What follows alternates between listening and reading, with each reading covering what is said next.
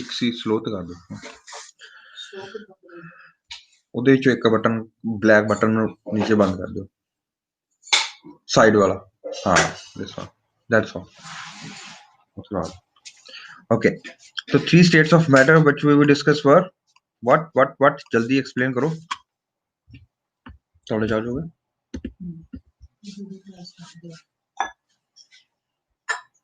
yes solid liquid and gases good solid and liquid and gases and how can we differentiate between solid liquid and gases on the basis of their shape which has a definite shape solid has a definite shape है ना and which has which do not have definite shape these two ठीक है ना what we can also differentiate the basis of these three matters on the basis of the yes molecular space हमारे पास जो आता है molecular space के basis पे हम differentiate कर सकते हैं melting and boiling point पे basis पे हम differentiate कर सकते हैं ठीक है so there are plethora of things which we can differentiate these three states of matter but actually there are three more states of matter which I need to discuss with you right now ठीक है तो what are those three states of matter that we can say इसके बारे में हम एक तो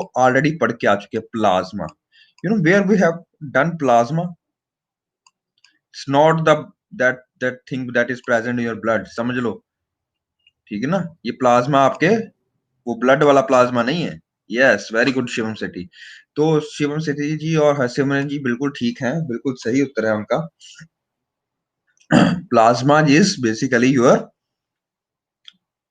what is जो आपको सन में दिखता है जो हमने कोरोनल मास इजेक्शंस में पढ़ा था ठीक है और जब हमने इसको मेजर भी किया था जब हम चंद्रयान 2 से इसको बोर-शॉक फिनोमिना को ऑब्जर्व कर रहे थे ठीक है ना ये क्या होता है ट्राई टू लर्न फ्रॉम ये हम करंट अफेयर्स में भी सॉरी स्पेस एंड टेक्नोलॉजी में करके आए ठीक है ना बोर-शॉक अच्छा तो ये प्लाज्मा जो होता है अब ये प्लाज्मा क्या चीज है भैया प्लाज्मा आपको पता होना चाहिए व्हाट इज प्लाज्मा एक मिनट रुको let me introduce it by showing you a bit of video क्योंकि काफी टाइम हो गया आपको वीडियो नहीं दिखाई तो मैंने चलो वीडियो दिखा लेते हैं आपको ठीक है तो let me start the lecture by giving you an introduction to plasma okay are you guys ready for to watch a video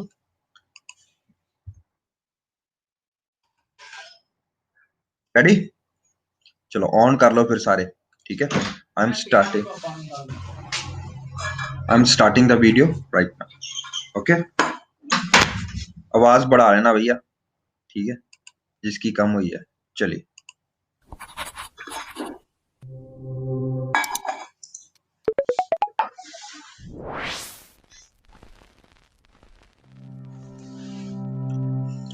आवाज देख रही है आवाज आ रही है You may have learned about the three states of matter, solid, liquid, and a gas in a previous lesson. Did you know that there is a fourth state of matter, plasma? In this lesson, we will learn about plasma. Let's start by thinking about ice. When ice is sufficiently heated, it melts to form water.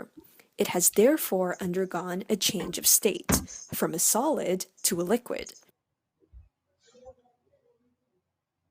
Recall that in a solid, all of the particles are closely packed in a fixed position, and therefore has a fixed shape and volume.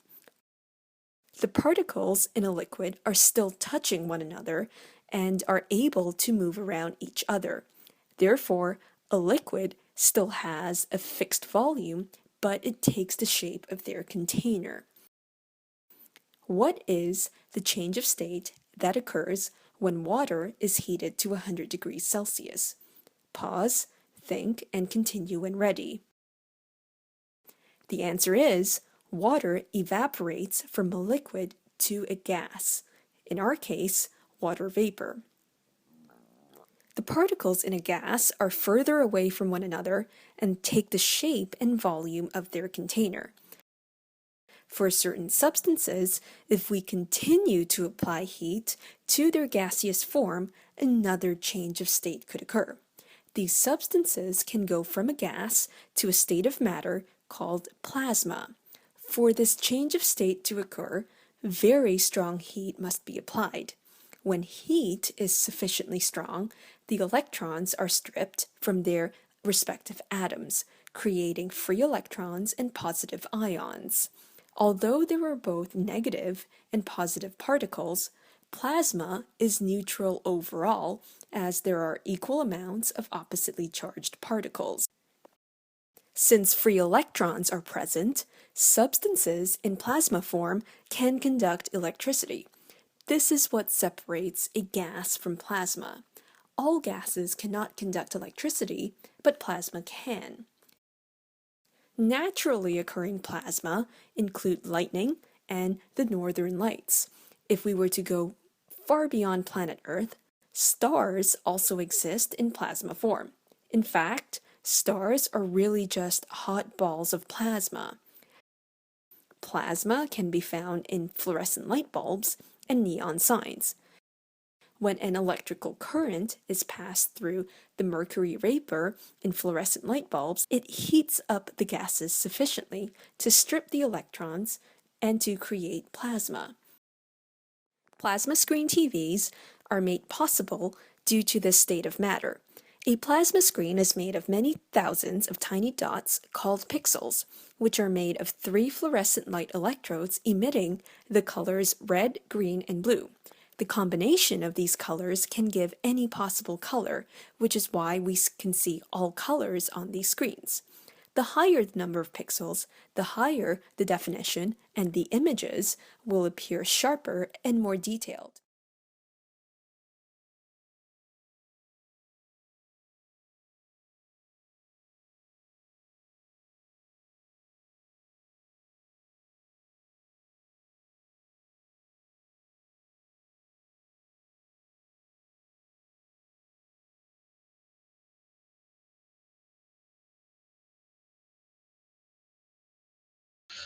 So how was the video?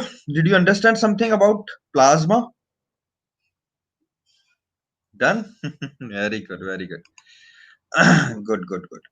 तो this is all about plasma. Plasma होता क्या है बेटा? कुछ नहीं होता, gas की ऊपर वाली स्टेट होती है. हमने जब बात की यहाँ, जिस ये वीडियो को जब आप देख रहे थे, तब आपने देखा होगा एक कंसेप्ट की भैया अगर आप बर्फ को गर्म करते हो किसी टाइम पे, ठीक है ना, हीट करते हो, if you are heating a ice cube, तो वो थोड़ा टाइम बाद पूरा का पूरा पानी में चले जाता है ना. This we all know. और क्या क्या चेंजेस आएंगे? This you all no.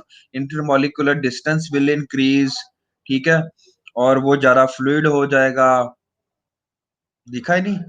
I will share the link in the group. Okay, let me share the link in the group. I have share the link in the 1 year group. वहां पे भी देख सकते हो आप, ठीक है. Done. I have also shared in the mission UPSC group, study group, UPSC civil services group, सभी लिंक में कर दिया है. वहां पे आप दोबारा भी जाके, अगर आपको नहीं समझ रहा तो अभी जाके देख लीजिए. कर दिया मैंने शेयर, कोई बात नहीं चौबन. तो आपने देखा कि भैया जब आप गर्म करते हो आइस को, और लिक्विड में कन्वर्ट हो जाता है, और लिक्विड को जब गर्म करते हो तो they will convert into gaseous state, ठीक है ना, गैसियस स्टेट. अब क्या आता है, इसके बाद भी अगर आप गर्म करना इसको चालू रखोगे तो व्हाट विल हैपन? तो व्हाट विल हैपन बताइए?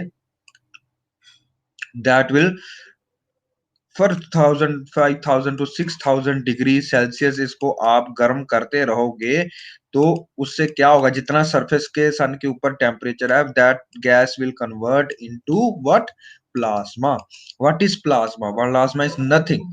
नॉर्मली क्या होता है गैस में, देखो क्या होता है, एक न्यूट्रॉन होता है, अभी तक हमने ये पढ़ा, और उसके अराउंडिंग क्या होते हैं?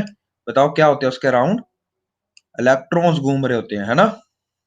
This is what we learn from the Niels Bohr's model, ठीक है ना. नील्स बोर के मॉडल ने हमें यही बताया. सॉरी, यस, ठीक है ना.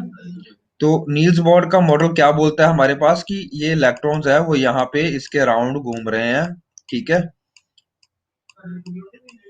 ठीक है जी, डन.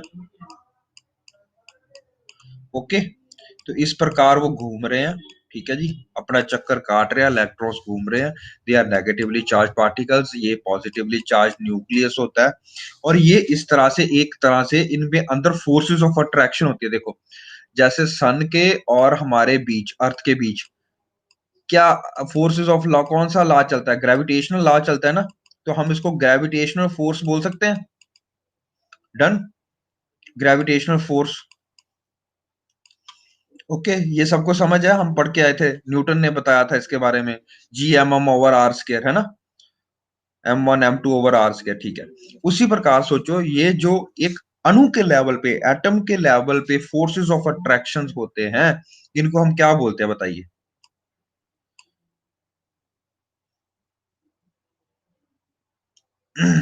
बताइए बताइए जल्दी जल्दी, इसको भी कुछ बोलना चाहिए ना मैं।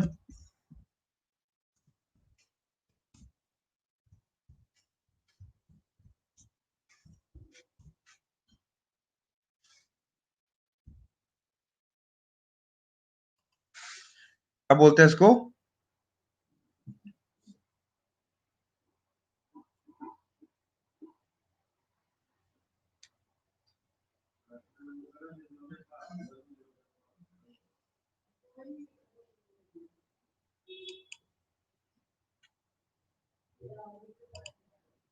नैनो, नहीं नहीं नहीं, इसको बोलते हैं हम इलेक्ट्रो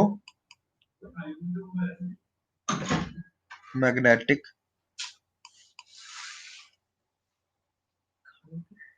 चार्ज,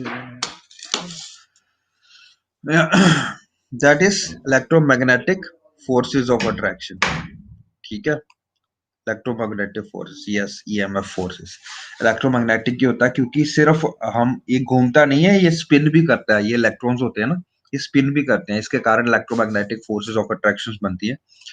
ये यूपीएससी ने क्वेश्चन पूछा था, कहता अगर हम आपको चार पांच फोर्सेस देते हैं, like electromagnetic forces, gravitational forces, tensile strength forces, इस तरह से चार पांच स्टेट्स, तो सबसे ज्यादा फोर्स किस में टाइम लगेगा, किसको तोड़ने में सबसे ज्यादा आपको एनर्जी प्रोवाइड करनी पड़ेगी? तो answer is electromagnetic forces. Why? क्योंकि इलेक्ट्रोमैग्नेटिक फोर्सेस मतलब जो कि एक अणु के अंदर बीच में फोर्सेस होती हैं, इसको बहुत ज्यादा स्ट्रॉन्ग फोर्सेस होती हैं। I think, I am not sure which is exactly name, शायद इलेक्ट्रोस्टैटिक फोर्सेस भी बोलते हैं इनको, ठीक है, पर ये चेक कर लेना एक बार।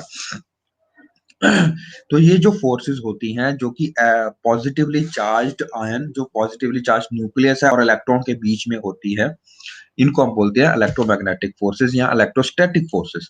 तो इलेक्ट्रोमैग्नेटिक फोर्सेस जो होती हैं, ये बहुत ज्यादा स्ट्रॉन्ग होती हैं, इनको तोड़ना बड़े आसान काम नहीं है, ठीक है। तो सारे के सारे इलेक्ट्रॉन वक्रे कर देना और न्यूट्रॉन वक्रा कर देना, it's require a lot of energy to break this bond, ठीक है। ग्रेविटेशनल तो कुछ नहीं है।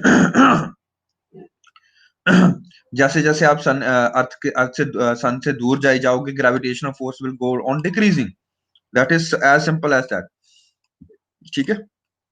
तो ग्रेविटेशनल का जो, इनको तोड़ने के लिए ज्यादा आपको एनर्जी नहीं देनी पड़ती है, इसको देने के लिए आपको बहुत ज्यादा एनर्जी देनी पड़ती है। इसीलिए इलेक्ट्रोमैग्नेटिक फोर्सेस या इलेक्ट्रोस्टैटिक फोर्सेस के कारण आपका ये ज्यादा लगता है, ठीक है। तो जब आपने गैस को और एनर्जी प्रोवाइड कर दी और तोड़ दिया, तो ये टूट जाएगा ना, क्या होगा, सारे के सारे इलेक्ट्रॉन्स वक्रे हो जाएंगे, अंदर क्या बचेगा, पॉजिटिवली चार्ज न्यूक्लियस, ठीक है। डन।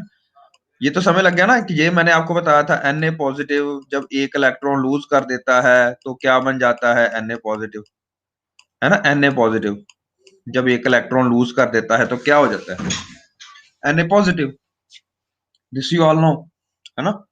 डन। तो ये आयन और इलेक्ट्रॉन्स जब डिफरेंट हो जाते हैं आपके एक स्टेट ऑफ मैटर में, तो हम उसको बोलते हैं, क्या बोलते हैं हम उसको बोलते हैं, that thing is now plasma. और ये जो प्लाज्मा होता है, ये ग्लो करता है, ठीक है, ये ग्लो आपको महसूस होता है। लग गई समझ? Everything okay? So let me explain you this thing now, ठीक है। तो आयन में और क्या ओवरऑल क्या ये रहता है, बताओ, what is the overall charge on A plasma? अच्छा मेरे को ये बता दो, सॉलिड में क्या चार्ज होता है? न्यूट्रल। लिक्विड में क्या चार्ज होता है? न्यूट्रल। गैसेस में क्या चार्ज होता है? न्यूट्रल। तो प्लाज्मा में भी क्या चार्ज होगा? न्यूट्रल। क्योंकि जितने नेगेटिव आयंस बाहर निकलेंगे उतना ही पॉजिटिव आयन अंदर बनेगा। सीधी सी बात है, कोई लॉस थोड़ा हो रहा है। ये इलेक्ट्रॉन लॉस नहीं हो रहा भैया, ये याद रखो। ये वाली जो चीज हो रही थी ये केमिकल रिएक्शन में हो रही है, ये हमेशा ध्यान रखो। Chemical reaction is a different thing, state of matter is a different thing. ठीक है, तो केमिकल रिएक्शन में जो इलेक्ट्रॉन लॉस हो रहा है वो डिफरेंट थिंग है। लेकिन अगर आप किसी भी गैस को इतना ज्यादा गर्मी दोगे तो वो क्या करेगी? एंड में क्या होगा कि भैया क्या करेगा वो? सॉरी। तो क्या वो गैस को इतना गर्मी दोगे तो वो आयंस में कन्वर्ट हो जाएगी, और आयंस में जब कंडक्ट हो जाएगी तो इतना ज्यादा सुपर हीटेड वो आयंस होंगे कि वो ग्लो करेंगे। Now let me explain you this. We have understood एक थिंग कि भैया जी किस में इन सब स्टेट में से बताओ which one will be good conductor of electricity? ये बताओ।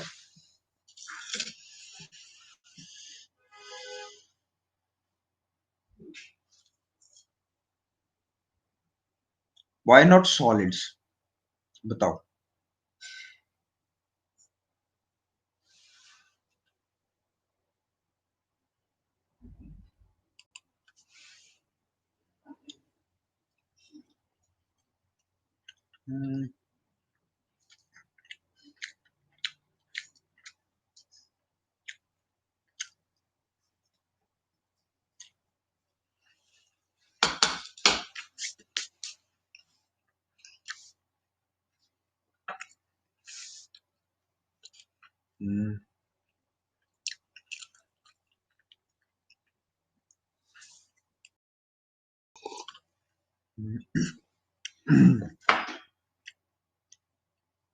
गुड।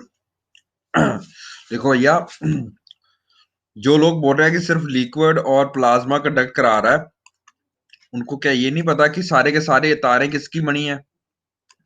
मेटल्स। मेटल्स कौन से होते हैं? जनरल डेफिनेशन ऑफ मेटल्स क्या होते हैं? They are all solids except. कौन सा मेटल सॉलिड नहीं होता? लिक्विड होता है रूम टेम्परेचर पे, जल्दी बताओ। हाँ, मरकरी। ठीक है, तो सारे के सारे सॉलिड्स तो अपने आप ही गुड कंडक्टर ऑफ इलेक्ट्रिसिटी नहीं बन जाएंगे? आप दिमाग लगा रहे हो ज्यादा, आप कह रहे हो सर जी इलेक्ट्रॉन ही नहीं फ्री होएंगे। अरे भैया, स्ट्रक्चर उसका फ्री नहीं है। इलेक्ट्रॉन मूव कर रहे हैं सॉलिड्स में, ये नहीं है कि मूवमेंट जीरो हो जाती है। उनके जो इलेक्ट्रॉन्स है, उनके जो पार्टिकल्स है, वो वाइब्रेट करते हैं। Done. But around there mean positions, और जब वो उसको आप ज्यादा एनर्जी दोगे, ज्यादा हीट एनर्जी दोगे, तो वो अपना स्ट्रक्चर से बाहर चले जाते हैं। ठीक है, तो ice will convert into liquid and liquid will convert into gas. Done. तो आपका आंसर बिल्कुल ठीक है, ये भी ठीक है, ये भी ठीक है। But what about gases? Do they conduct electricity?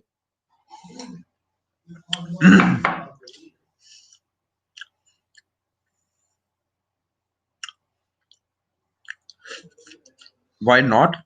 आपने देखा होगा जो आपके घर में सी एफ एल लगा होता था। सी एफ एल तो सुना होगा ना? क्या नाम होता है उसका? C F L. What is the full form of C F L?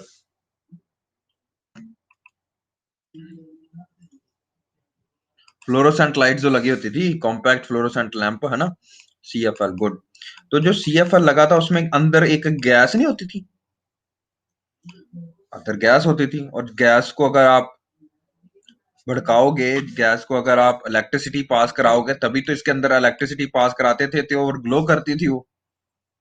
तो आप बोल रहे हो सर गैस भी गुड कंडक्टर ऑफ इलेक्ट्रिसिटी नहीं है?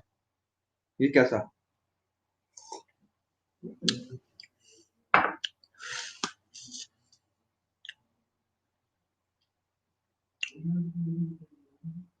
तो इसका मतलब क्या gas good conductor of electricity है या नहीं है? ये बताओ।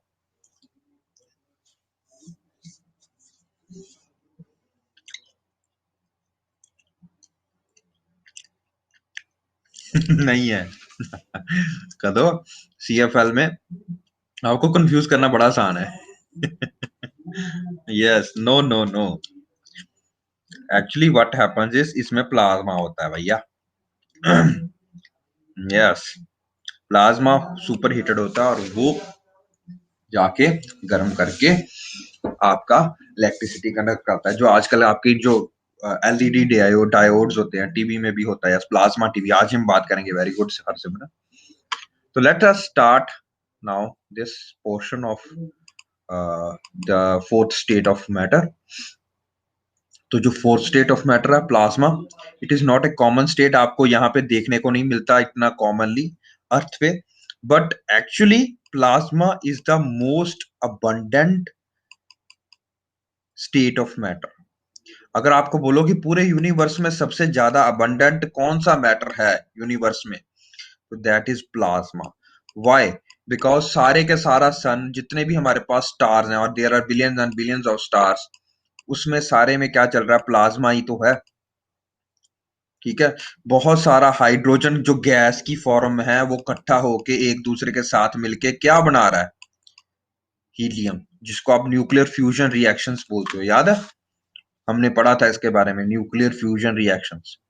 जो ये न्यूक्लियर फ्यूजन रिएक्शन जब सन में चल रहे हैं, ये क्या बना रहे हैं? दो हाइड्रोजन एटम और गैस के मिलके, इतने हाई टेम्परेचर पे मिलके वो क्या बना रहे हैं? हीलियम की कोर बना रहे हैं, जो कि लिक्विड फॉर्म में होती है।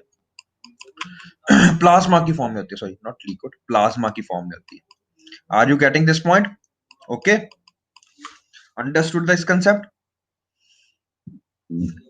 ठीक है, प्लाज्मा किस चीज का बना होता है? मोस्ट कॉमन, यानी कि 99%। अगर मैं मैटर बोल दूं ना कि कितना मैटर है भैया, तो 99% of this whole universe is nothing. जितना भी लिवेबल मैटर है, अब इसमें डार्क एनर्जी और डार्क मैटर भी आ जाएगा, वो डिफरेंट चीजें हैं। ठीक है, बट जितना भी मैटर है यहाँ पे, वो एंटी मैटर में आ जाएगा, है ना। जितना भी मैटर है, that matter is 99% nothing but plasma. ठीक है, लग गया समझ क्यों? ओके, तो plasma consist of highly charged particles with extreme high kinetic energy. बहुत ज्यादा हाई होएगी kinetic energy, of course charge particles होंगे। चार्ज पार्टिकल्स मतलब पॉजिटिव भी होंगे और नेगेटिव भी होंगे। नेगेटिव का नाम है इलेक्ट्रिसिटी, और नेगेटिव का है मतलब इलेक्ट्रॉन्स, और पॉजिटिव का है आयंस। ठीक है, the noble gases like helium, neon, argon, krypton, xenon and radon, ये सारी के सारी नोबल गैसेस है। What are noble gases? बताइए पहले।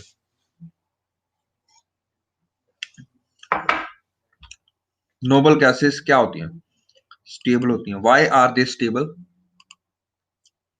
Because they do not react. And why they do not react? not doesn't, do not. What is the electronic configuration, Shana? Good. What is the electronic configuration? Full valency. हाँ, good. तो बिल्कुल सही बात है, शब्द ने ठीक बात बोला भैया जी। ये सबसे स्टेबल एलिमेंट्स होते हैं, like neon, like argon, like xenon. ठीक है ना, आपने सबने देखा होगा, इसके बारे में सुना होगा। ठीक है, तो अगर मैं 2 8 कर रहा हूं बात, और 2 की बात भी कर रहा हूं, सबसे पहले में 2 आ सकता है ना के में, फिर में 8 आ सकता है, फिर 8 आ सकता है, फिर 18 आ सकता है। इनको ऐड कर लो। First is helium, neon 10 number का होगा, 18 नंबर पे आपका आर्गन आ जाता है, और 36 नंबर पे आपका क्रिप्टॉन आ जाता है, कुछ ऐसे करके, है ना। Done? Are you understanding this concept now? तो ये सारे के सारे जितने भी हमारे पास एलिमेंट्स होंगे, हीलियम, नियॉन, आर्गन, इसी के आगे आगे रेडियम, ठीक है ना, रेडॉन, ठीक है ना। तो ये सारे के सारे क्या हैं? ये सारे के सारे इलेक्ट्रॉनिकली या इलेक्ट्रोवेलेंसी इनकी स्टेबल है। इनको जरूरत ही नहीं है, ये ऑलरेडी इनका कोई वैलेंसी नहीं है, क्योंकि इनको इलेक्ट्रॉन देने की जरूरत ही नहीं है। जब इलेक्ट्रॉन देने की जरूरत ही नहीं है, तो भैया जी ये रिएक्ट कब करेंगे? नहीं करेंगे। क्या ये इलेक्ट्रॉन कंडक्ट करेंगे? नहीं करेंगे। क्या ये गुड कंडक्टर्स ऑफ हीट होंगे? नहीं होंगे। Are you getting this point now? ठीक है, तो ये स्टेबल कैरेक्टरिस्टिक्स होते हैं। तो जब हमने देखा कि जब हम इनको गर्म करते हैं ना, yes, no smell, very good. तो जब हम इनको गर्म करते हैं तो ये टूटते नहीं है, ठीक है। तो बहुत हाई टेम्परेचर पे जब हम उसको ला के जाके तोड़ते हैं तो इलेक्ट्रोमैग्नेटिक और इलेक्ट्रोस्टैटिक फोर्सेज जब टूट जाती हैं, तो जब ये आयंस और इलेक्ट्रॉन्स का एक मिश्रण बन जाता है, तो हम उसका नाम बोलते हैं प्लाज्मा। तो आपने वीडियो देखी होगी, जब वो ग्लो करता है, आपने वहां पे दिखाया होगा। तो एक ट्यूब ली जाती है, सॉरी, ट्यूब अच्छी सी बना लूं मैं पहले। Late me draw shapes of a rectangle, ठीक है। Suppose this is the tube, okay. Suppose मान लो, रेड कलर की कोई ट्यूब तो होती नहीं वैसे, पर चलो मान लो, ठीक है। एक इसका पॉजिटिव एंड है, एक इसका नेगेटिव एंड है, ठीक है। तो पॉजिटिव और नेगेटिव आपने डाला, और अंदर क्या डाला हुआ था आपने ऑलरेडी, अंदर आपने डाला हुआ है छोटे छोटे गैस पार्टिकल्स। तो यहाँ पे गैस पार्टिकल्स ऐसे ऐसे बिखरे हुए हैं, ठीक है। डन, डन, ऐसे करके जब आप इसको इलेक्ट्रिसिटी प्रोवाइड करते हो दोनों एंड से, जब आपने लगाया होगा, आपने देखा होगा कि आप घर में जाके बटन ऑन करते हो, व्हाट हैपेंस इज, ये जो गैस है, पहले तो इलेक्ट्रिसिटी कंडक्ट कराती नहीं है एकदम से, ठीक है ना। तो फिर जब वो गैस कंडक्ट करनी शुरू करती है, तो इतना हाई टेम्परेचर रेज हो जाता है यहाँ पे, क्योंकि अंदर ही रहती है। तो इतना कम, अब ये देखो जितना प्रेशर आप कम करोगे ना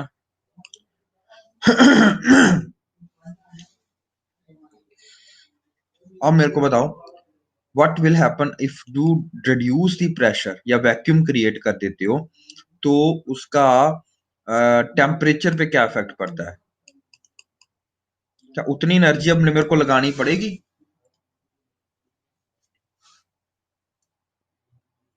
बताइए।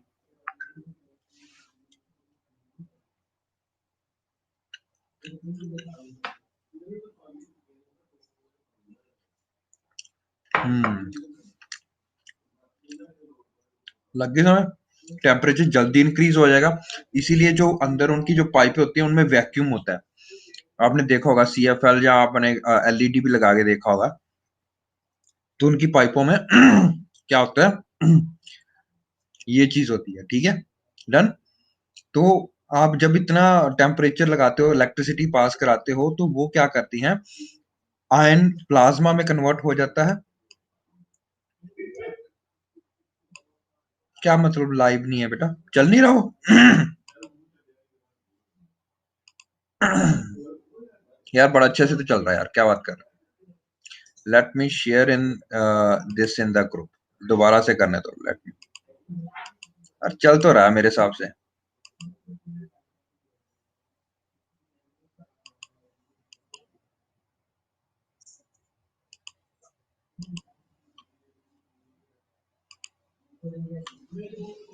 एक मिनट रुको फिर।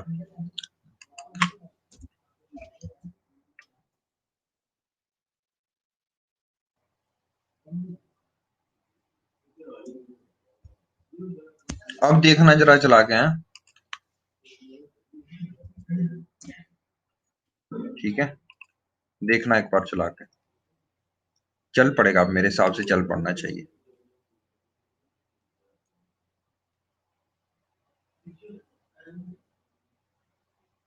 अरे भैया लाइव थोड़ा, वो तो वीडियो का ग्रुप है भाई, क्या बात कर रहे हो यार।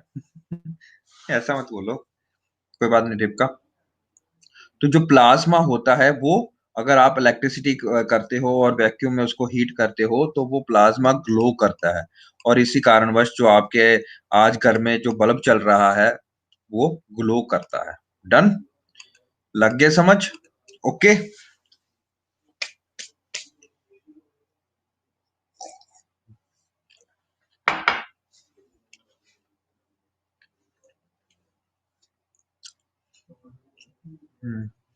एक चीज और नोट किया आपने?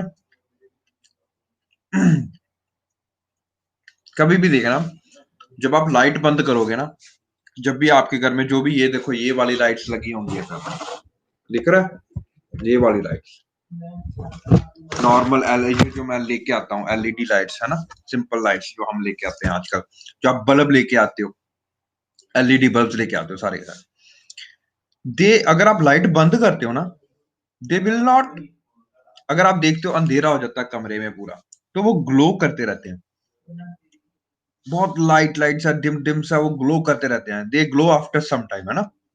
वो क्यों होता है बेटा? क्योंकि आपने इलेक्ट्रिसिटी बंद किया, लेकिन अंदर जो टेम्परेचर है भैया वो तो वैसे ही है ना, किया नोटिस ना।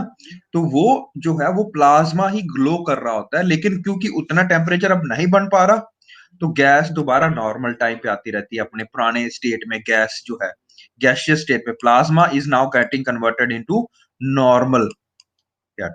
लेकिन उसको नॉर्मल होने से पहले पहले भी काफी टाइम लग जाता है यहां तक आने में। तो दिस इज व्हाट हैपेंस, इसको बोलते हैं आफ्टर ग्लो, ठीक है।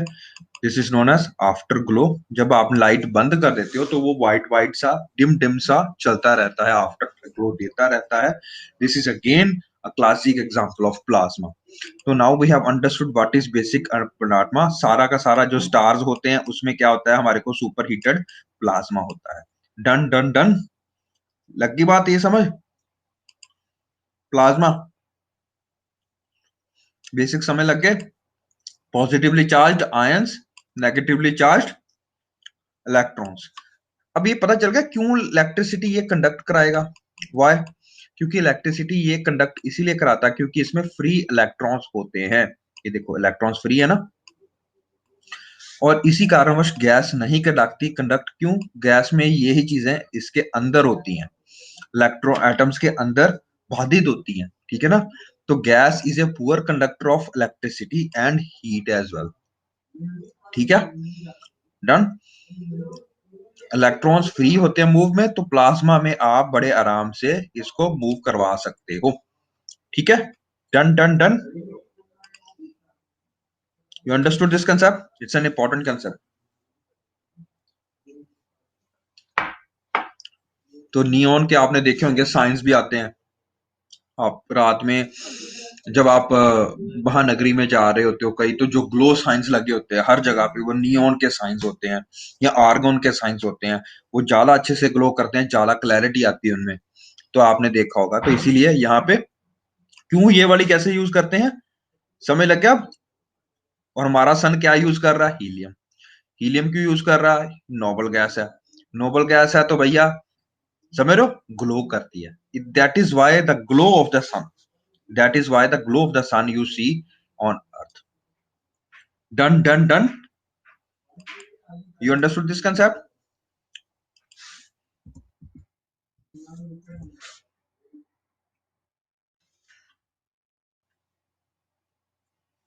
ठीक है,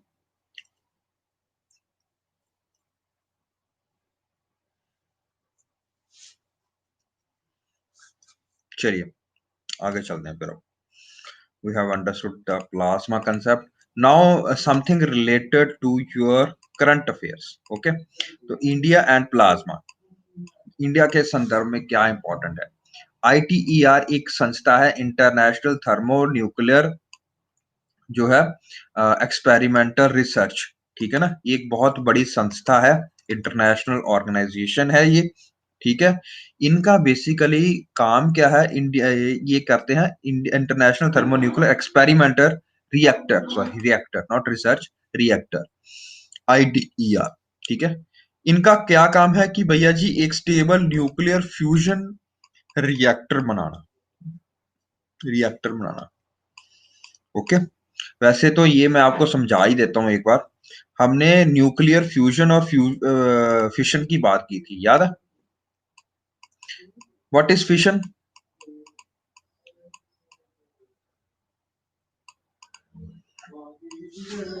बताइए फिशन क्या होती है?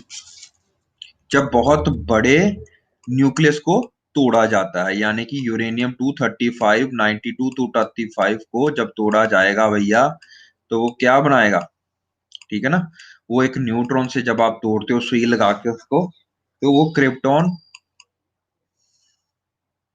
और बेरियम बनाता है, बेरिलियम, ठीक है, बेरिलियम, ठीक है, ये बनाता है। Plus there is 6000 degrees of Celsius इतना टेम्परेचर निकालता है, ठीक है, और प्लस 3 न्यूट्रॉन्स निकालता है, ठीक है, न्यूट्रॉन्स। अब पता चल गया न्यूट्रॉन्स क्या होते हैं। अब ये 3 न्यूट्रॉन्स जो है जाके, ये एक एटम की बात है, और अगर मैं 1 ग्राम यूरेनियम लेता हूं, that means 6.023 into 10 raised to power 23 atoms that are present in a single gram of a substance, ठीक है, लग गई बात समझ, ये समझ लग गया ना। तो एक जो है वो आगे 3 को जाके करेगा, ठीक है, 3 को जाके इसी प्रकार तोड़ेगा, ये 3 जाके आगे 3 को जोड़ेंगे, ये 3 जाके आगे 3 को जोड़ेंगे, ठीक है। जब भी ये देखो ये रिएक्शन हो रहा है, हर बार कितनी एनर्जी प्रोड्यूस हो रही है, 6000 डिग्री केल्विन। तो एक ऐसे करके बड़ा सा गुब्बारा आपको देखो मिलेगा, ठीक है। तो ये अनकंट्रोल्ड रिएक्शन है, और ये चेन रिएक्शन समय लग रहा है, एक जाके 3 को तोड़ेगा, 3 जाके 9 को तोड़ेंगे, 9 जाके 27, क्यूब रिएक्शन समय लग रहा है, क्यूब चलता रहता है ऐसे। ये अनकंट्रोल्ड चेन रिएक्शन है, सॉरी, ये चेन रिएक्शन है। सबसे पहले ये रिएक्शन समय लग गया, चेन रिएक्शन है, डन, समझ लग गई, this is a chain reaction. Everybody बताओ, लिख के बताओ जल्दी जल्दी, गुड। पर ये क्या कंट्रोल्ड है क्या अनकंट्रोल्ड है? It is uncontrolled chain reaction.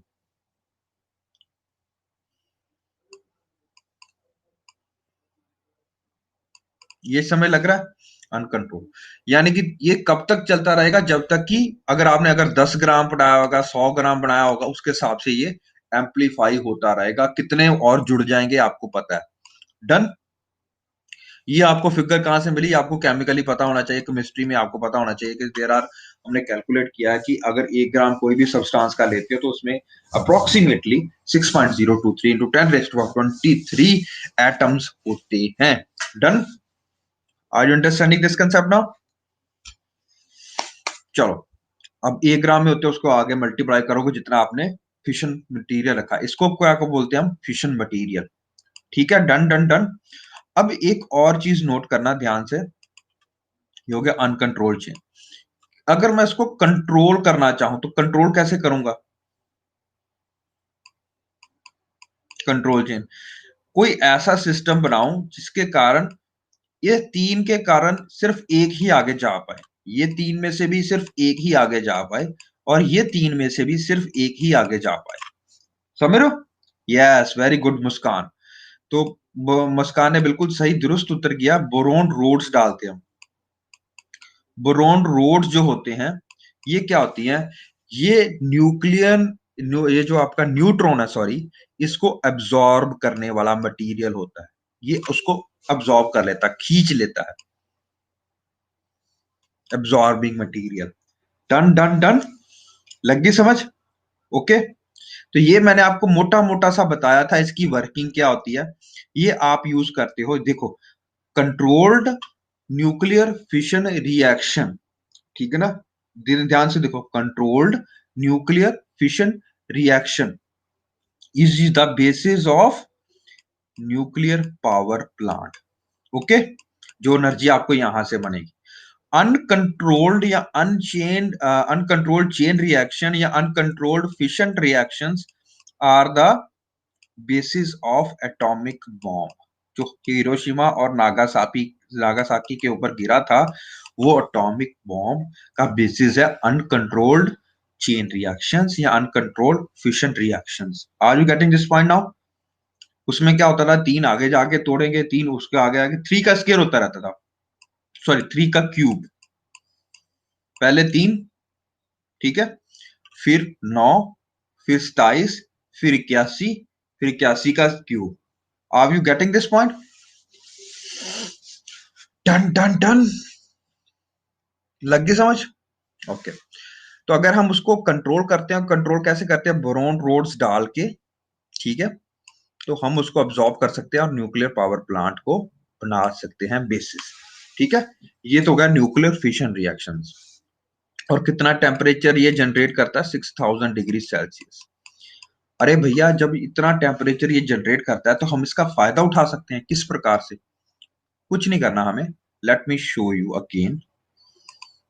एक बहुत बड़ा सा हम पतीला रखेंगे, उसके हम छत बांधेंगे, बहुत बड़ी कंक्रीट की छत डालेंगे।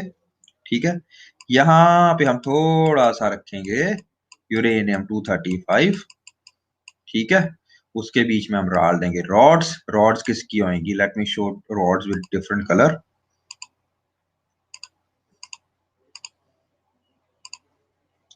अगर किसी का बनाने में मन हो तो प्लीज मेरे को बता देना भैया।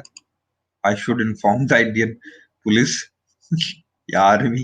ठीक है, घर में मत बैठ के बनाना, बना भी नहीं सकते हो और बनाने की कोशिश भी नहीं करनी। ठीक है, डायग्राम इंप्रूव होते जा रहे हैं मेरे, है ना? कुछ तारीफ ही कर दिया करो। सीख ही लेता बंदा, है ना, थोड़ा थोड़ा करके। चलिए, तो ये जो ब्लैक ब्लैक कलर की हैं ये आपकी बोरोन की रोड्स हैं। ठीक है जी। टन टन टन। और let me draw once again. इसके अंदर, इसके ऊपर जितनी भी हीट इकट्ठी हो रही है, यहाँ पे बहुत सारे भाप इकट्ठी होगी ऑफ कोर्स। ठीक है ना, ये जो सारी हीट इकट्ठी हो रही है, ये जो अंदर सारी हीट इकट्ठी हो रही है, ये आप पानी के माध्यम से ठंडा कर रहे हो उसको, क्योंकि ठीक है, ठीक। तो ये जो पानी हो रहा है, पानी एक हीट एक्सचेंजर की तरह। कौन सा पानी यूज करते हैं हम? What is that? जल्दी जल्दी बताना, जल्दी जल्दी।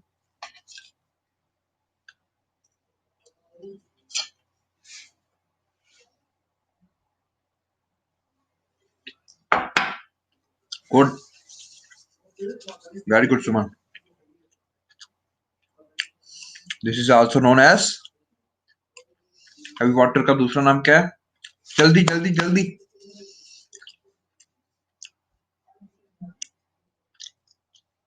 बहुत बढ़िया, वेरी गुड अमित सिंह। और हार्ड वाटर नहीं, हार्ड वाटर नहीं है बेटा मीनू। अरे हार्ड वाटर नहीं है भैया, हैवी वाटर है। हैवी वाटर और हार्ड वाटर में बहुत अंतर है। हैवी वाटर में क्या होता है, आपके पास ड्यूटेरियम ऑक्साइड होता है। व्हाट इज ड्यूटेरियम, बताइए जल्दी जल्दी बताइए। कितने न्यूट्रॉन्स, कितने प्रोटॉन्स? हैवी वाटर में कितने न्यूट्रॉन्स, कितने प्रोटॉन्स?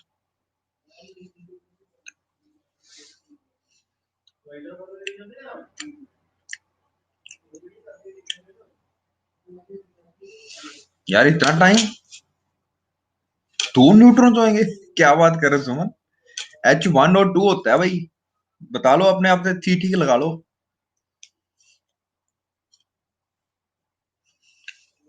मेरे को बताओ, इसमें इसमें और इसमें क्या अंतर है? On the basis of neutrons and protons.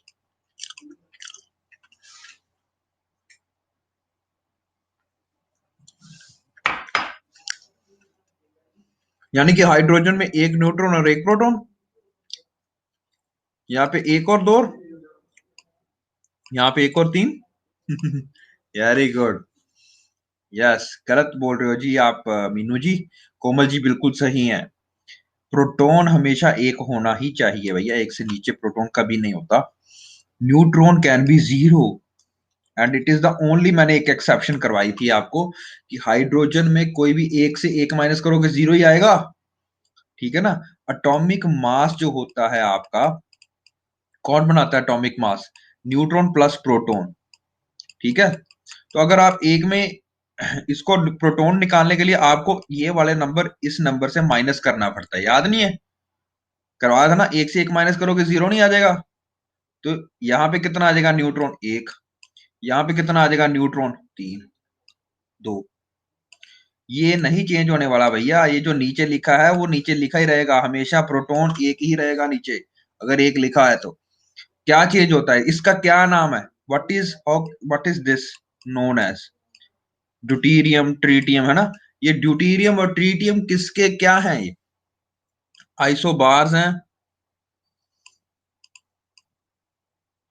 बताइए। आइसोटॉप्स हैं, याद है करवाया था, सारा कुछ भूल जाते हो। मेरे को लगता है मेरे को हैरानी होगी जिस दिन आप पेपर देने आओगे और मैंने ऐसे क्वेश्चन डाले होंगे। Paper is after your first week, ठीक है ना, फर्स्ट वीक ऑफ जनवरी में होगा। ठीक है, थोड़ा ऐश कर लो। डन।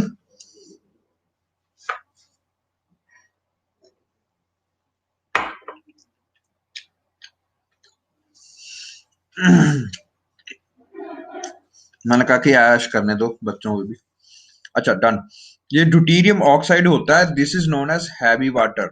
ठीक है, जो हार्ड वाटर होता है H2O ही होता है, उसमें कैल्शियम और magnesium, salts of chloride and sulphate and carbonate जो होते हैं वो एडेड होते हैं। ठीक है, टेम्प जो हैवी वाटर होता है, हार्ड वाटर होता है, वो आगे जाके दो चीजों में डिवाइड होता है, temporary hardness, permanent hardness. Last lecture आप अटेंड कर लेना, ऑनलाइन होगा। ठीक है जी, डन डन डन।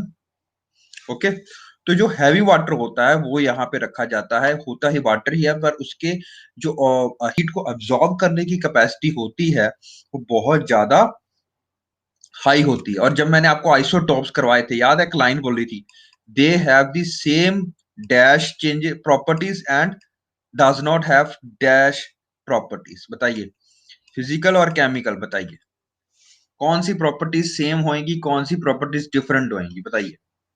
करवाया था मैंने, same atomic number but different atomic mass number, ये भी बात है, लेकिन फिजिकल और केमिकल चेंजेस के हिसाब से बताइए।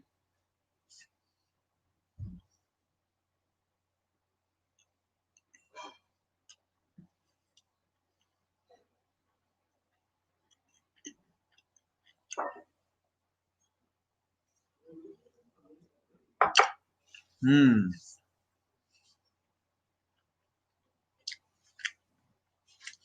फिजिकली सेम होती हैं, केमिकली डिफरेंट होती हैं। केमिकली का मतलब their melting point and their दूसरा पॉइंट है वो चेंजेस होते हैं, चेंज होता है। ठीक है, तो से अगर वाटर 100 पे गर्म होता है तो ये 200 पे गर्म होगा।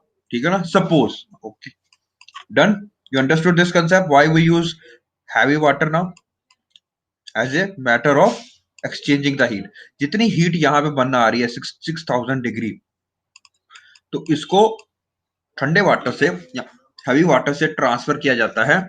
एक एक बहुत बड़ा और हमारे पास चैम्बर होता है, वहां पे सिर्फ पानी पड़ा होता है। ये जो सारा का सारा हीट आ रही है, ये एक पाइप के द्वारा यहाँ पे भेजी जाती है, वहां पे पानी उबाला जाता है, पानी उबाल के वहां पे क्या किया जाता है, स्टीम बनाई जाती है। ये स्टीम जो प्रेशर में होती है इतनी ज्यादा, तो इसको टरबाइंस के ऊपर फेंका जाता है और टरबाइंस हमारे पास चल के इलेक्ट्रिसिटी बनाते हैं। This is the general principle of working of nuclear power plant. ठीक है, done done done. You understood this concept, it's as simple as that. Done. कुछ नहीं होता यार, ये देखो, ये बोरॉन रोड्स हैं हमारे पास, BORON। बोरॉन रोड्स क्या करती हैं, मॉडरेटर का काम करती हैं। मॉडरेटर का क्या काम करती हैं भाई, ये न्यूक्लियर जो न्यूक्लियस सॉरी न्यूट्रॉन्स होते हैं जब भी रिएक्शन से निकलते हैं, ये वाली जो रिएक्शन हमने की है, जितने भी न्यूट्रॉन्स निकल रहे हैं, इनको एब्जॉर्ब करने का काम कौन कर रही है, बोरॉन की रॉड्स। ठीक है, ये देखो लिखे ना, krypton beryllium +3 neutrons +6000 degree temperature. ये एक एटम जब टूटता है तो ये चीजें बनाता है। ठीक है, जब 1 ग्राम टूटेगा तो सोचो कितनी एनर्जी आएगी। Are you getting this one? ठीक है, अब ये बोरोन रोड्स हैं, ये क्या होती हैं, ये कंट्रोलिंग रोड्स होती हैं, सॉरी कंट्रोलिंग रोड्स होती हैं। ये कंट्रोलिंग रोड क्या करती हैं, ये न्यूट्रॉन्स को अब्सॉर्ब करने का काम करती है। जब न्यूट्रॉन्स को अब्सॉर्ब करके रखेंगी तो ये टेम्परेचर इससे ऊपर नहीं जाएगा, एक टेम्परेचर मेंटेन करके रखेंगी। अब ये जो टेम्परेचर मेंटेन करके रखेंगी, अगर ये सिर्फ 6000 डिग्री टेम्परेचर आ तो खुद की बोरॉन की रोड भी जल जाएगी। तो इसको ऊपर हीट एक्सचेंज हो पाए, ये हीट एक्सचेंज कैसे होएगी, जब का सारा यहाँ पे ड्यूटीरियम ऑक्साइड है, वो सारी की सारी गर्मी लेके स्टीम गर्मी लेके सारे का सारा एक टब जो टैंक बहुत बड़ा बना होता है, उसमें जितना भी पानी भरा होता है, उसको गर्म करेगा, स्टीम बनाएगा, स्टीम जो कि है प्रेशर से टर्बाइंस के ऊपर गिरेंगी, वो टर्बाइंस घूमेगी और इलेक्ट्रिसिटी बनेगी। This is your nuclear power plant project. ठीक है, ये कंट्रोल्ड फिशन रिएक्शंस का ये असर होता है। Done done done. लेकिन अगर हम देखें भैया कि ये क्या सन में भी ये काम चल रहा है? सन में ये काम नहीं चल रहा है। सन में क्या काम चल रहा है? दो हाइड्रोजन एटम्स हैं, वो इतने ज्यादा गर्म होते हैं भैया जी कि भैया जी दोनों साथ में मिलके एक नया एलिमेंट बना देते हैं हमारे पास, helium 2 4। Are you getting this point? ठीक है, और ये जो हीट है वो निकालती है 10 मिलियन डिग्रीज सेल्सियस। लेकिन ये इतनी जल्दी जुड़ते नहीं है। ठीक है, कितने टेम्परेचर और प्रेशर चाहिए? बहुत ज्यादा टेम्परेचर और प्रेशर चाहिए। ये कहीं टेम्परेचर देखा लग रहा है आपको? This is the basis for nuclear fusion. टन टन टन, है ना? ये टेम्परेचर कहीं देखा लग रहा है?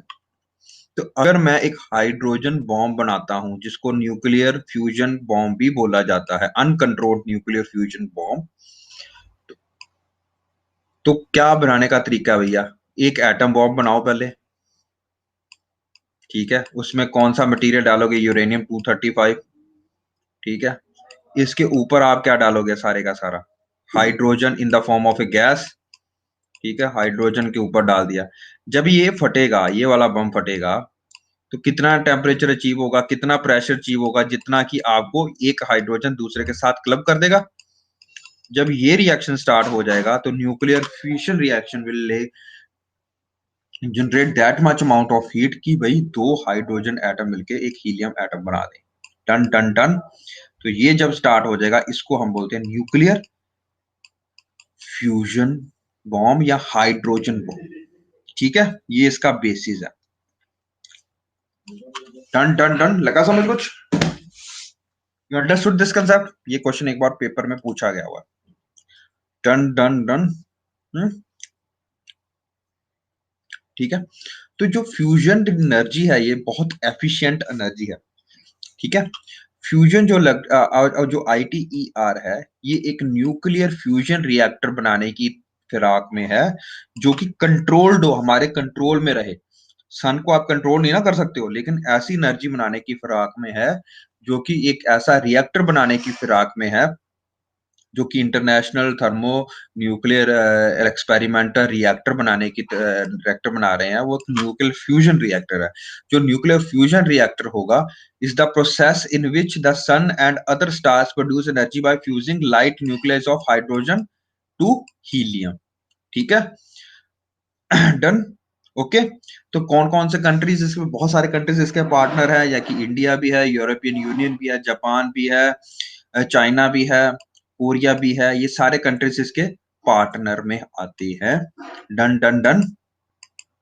ठीक है, इंडिया ने इसमें कूलिंग सिस्टम्स का काम लिया हुआ है कि भैया जी इतना गर्म अगर हो गया है, 10 मिलियन डिग्री टेम्परेचर अगर अचीव हो जाए, तो उसको कंट्रोल कैसे करना भैया? ठीक है, तो इंडिया ने कूलिंग वाटर सिस्टम, क्रायोस्टेट, इसका काम लिया हुआ है, ये बना रहा है इंडिया। ठीक है, और ये सारा कुछ कहां पे चल रहा है? याद होगा आपको, जब मैंने आपको स्पेस एजेंसी कराई थी ना, ओरिएंटेशन, इसरो करवाई थी, तो मैंने आपको एक पूरा चार्ट कराया था, एडमिनिस्ट्रेटिव चार्ट। तब मैंने आपको एक फिजिकल साइंस लैब, एक सेमीकंडक्टर लेबोरेटरी और एक तीसरी करवाई थी, उसका नाम था इंस्टीट्यूट ऑफ प्लाज्मा रिसर्च।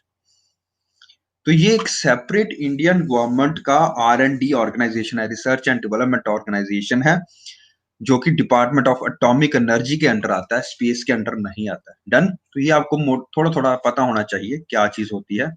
तो इंडिया अभी क्या बना रहा है कि इतनी ज्यादा टेम्परेचर को अगर आपको ठंडा करना पड़ेगा किसी भी चीज को, तो किस प्रकार उसको ठंडा रखोगे? समझ रहे हो? क्योंकि 10 मिलियन डिग्री टेम्परेचर में हमारा कोई भी ऐसा अर्थ में कोई ऐसा मटेरियल नहीं है जो इतनी एनर्जी दे पाएगा। ठीक है, तो आप जितना मर्जी स्टील लगा दो, जितना मर्जी आप उसमें लगा दो, पिघल जाएगा। ठीक है ना? तो ये पिघले ना, और वो अपना उसमें आप कंटेनर को, हीट एनर्जी को मेंटेन कर पाओ, तो उसको ठंडा कैसे करके रखना है, इस ठंडे का काम इंडिया ने पकड़ा हुआ है भैया। ठीक है जी, ओके, डन डन डन, ये समझ लगी। अब हम बात करते हैं application of plasma. Application, application तो हमने एक दो देख ही ली है। कहाँ पे एप्लीकेशन देखी है प्लाज्मा की, बताओ। आपके घर में जो लगा हुआ भाई, लाइट लाइट का सिस्टम, जो भी एलईडी बल्ब लेके आते हो, ठीक है, वो क्या होता है, समझ लगी ना। एलईडी जो घर में लगाते हो वो प्लाज्मा से ही बनता है, उसका आफ्टर ग्लो आता है। वेरी गुड, पारुल ने बहुत अच्छी बात कही कि टीवी भी आता है प्लाज्मा, सर। यस, बिल्कुल सही उत्तर है आपका जी, प्लाज्मा का भी, और फोन में भी आप आ गया। एक मैं आपको क्वेश्चन करवाऊंगा अभी, ठीक है, वो आया हुआ है। Let us first explore TV.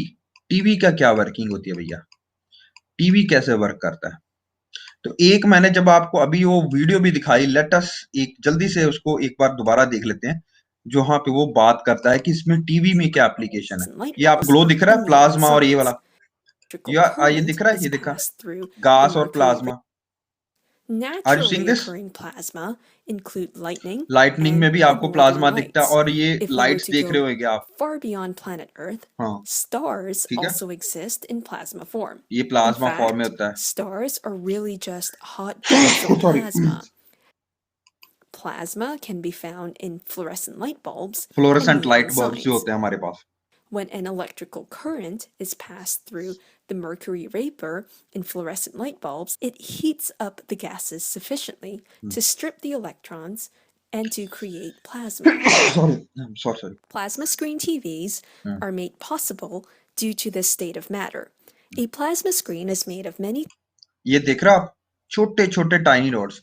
ऐसा करना, जब भी आप क्या कहते हैं, अब अपना टीवी ऑन करोगे ना, जो आप, आई एम श्योर सबके पास एलईडी या एलसीडी वाला टीवी होगा आजकल, तो उसको साथ में जाके देखना। जितना आप यहाँ उसको पास में लेके जाओगे ना, आपको इस प्रकार लगेगा कि वो छोटे छोटे टाइनी डॉट से बना हुआ है, ठीक है ना। ये देखो, अगर ये टीवी है आपका, तो बहुत छोटे, इतनी इतनी इतनी छोटी छोटी डॉट से बना हुआ है।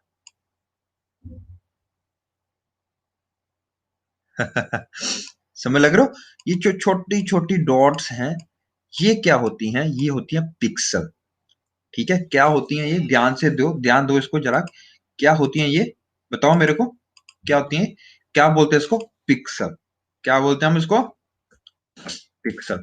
जितनी क्लैरिटी पिक्सल की होएगी, तभी आप देखते हो ना 720 पिक्सल में और 480 पिक्सल में ये लगा होता है आपके पास।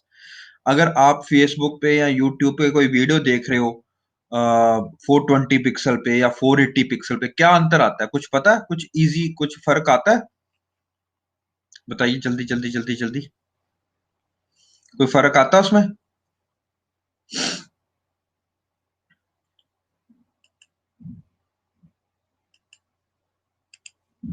यस, एक मिनट,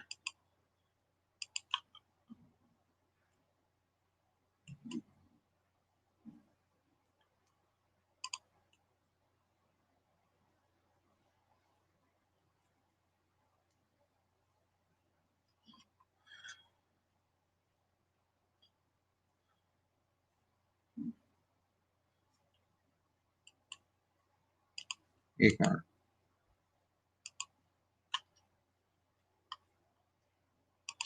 हाँ, यस, ठीक है ना। तो ये छोटे छोटे जो पिक्सल आप देख रहे हो, इस तरह से डिवाइडेड होते हैं। एक पिक्सल में कितनी क्लैरिटी होती है, वो डिटरमाइन करता है कि वहां पे कितना कलर है। कौन कौन से कलर होंगे वहां पे, प्राइमरी कलर्स याद है, आर जी और बी, ठीक है ना। तो इनमें जितनी आर जी और बी क्वालिटी होएगी, जितना ये डिफरेंशिएट कर पाएंगे, तो कोई भी कलर बना पाएंगे, आपको पता होगा। मैंने आपको रेड ग्रीन और ब्लू जब प्राइमरी कलर्स करवाए थे, मैंने कहा था कि बाकी सारे कलर्स इन्हीं से बनते हैं भैया, तीन मेन कलर से। तो पिक्सल में क्या होता है भैया, एक पिक्सल मतलब जितना उस कलर को डिफरेंशिएट कर पाओगे आप, दैट मीन्स उतना वो क्या होगा, अच्छे से आपको दिखाई देगा। डन डन डन, ये समझ लग रही है आपको बात, are you understanding this concept, okay everybody. किसी को ना समझ लगा हो बता दीजिए अभी, है ना। Let me also show you something, ये देखो, अभी अभी दिखा रहा हूं आपको।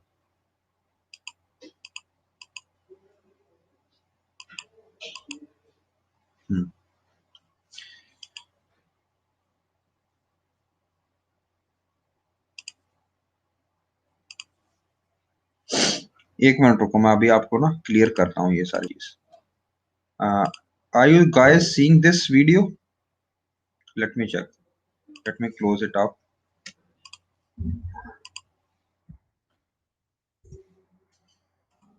ध्यान से देखना है इसको, ठीक है। If you're watching something like, well, like this, on a modern display in this modern world filled with ये computers and देखना अभी देखना। microprocessors, in fact, I'm willing to bet you have a rough idea of how this works, but I'll explain anyway. If you get up close to a TV or monitor, you'll find there's a grid made of... ये देखो, जितना आप पास में जाओगे ना तो आपको ये 3 कलर में पिक्सल दिख रहे हैं। ये देखो, ये 1 पिक्सल है, ये 1 पिक्सल है, ये 1 पिक्सल है। Are you getting this point?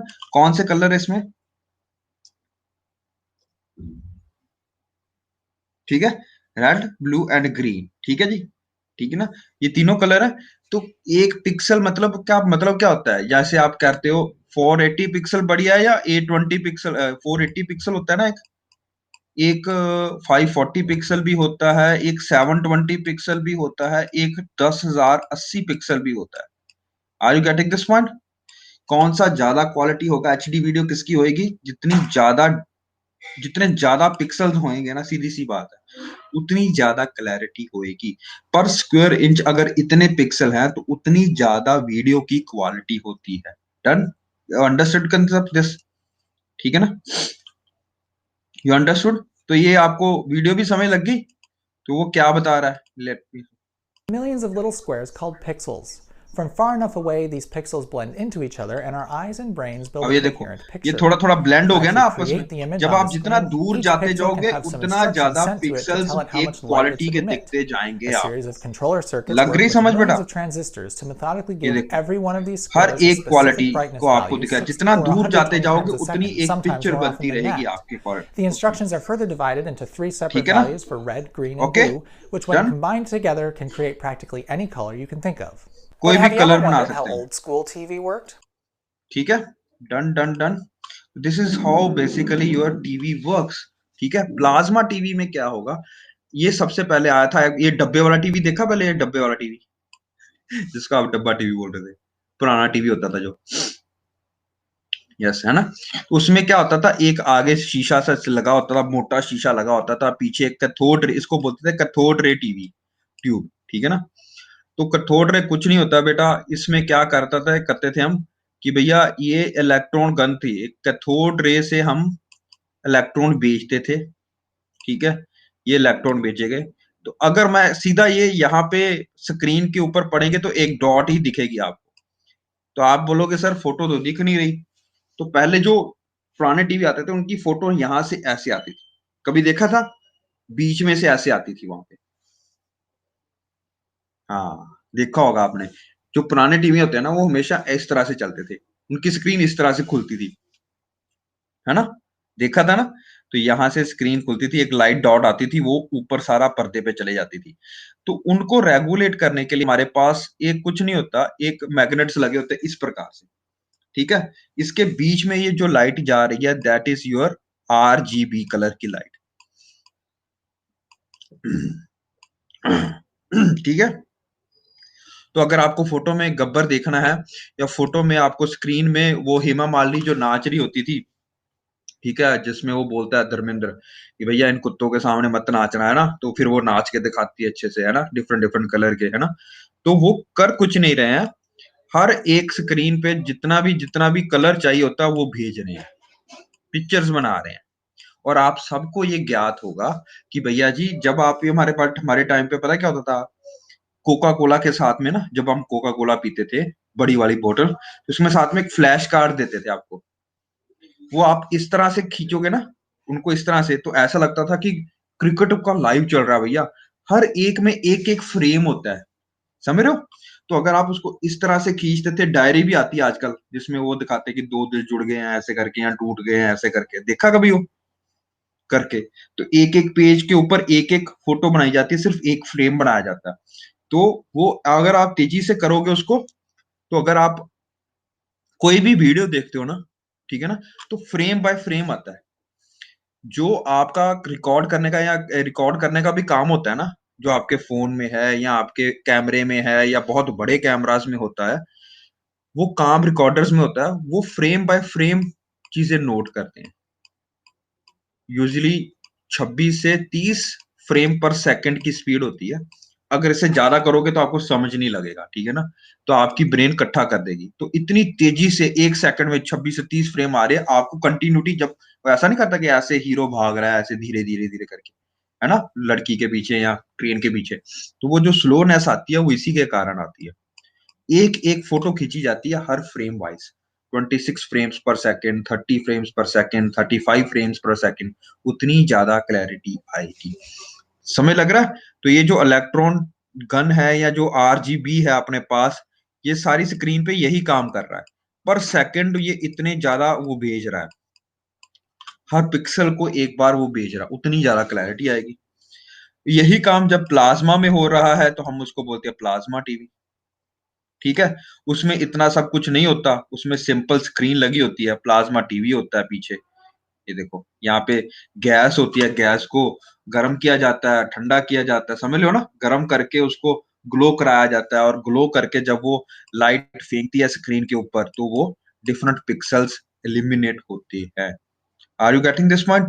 मोटा मोटा यही है, आपको यही याद करना है, ठीक है। Are you getting this point? सबको लग गया समझ? Plasma TV, yes. तो इसके बाद एक और स्टेट ऑफ मैटर आती है, उसका नाम है लिक्विड क्रिस्टल। आप अब ये बोलो सर ये कहाँ देखा आपने, एलसीडी नहीं सुना आपने नाम? क्या फॉर्म होता है उसका, बताओ क्या फुल फॉर्म होती है?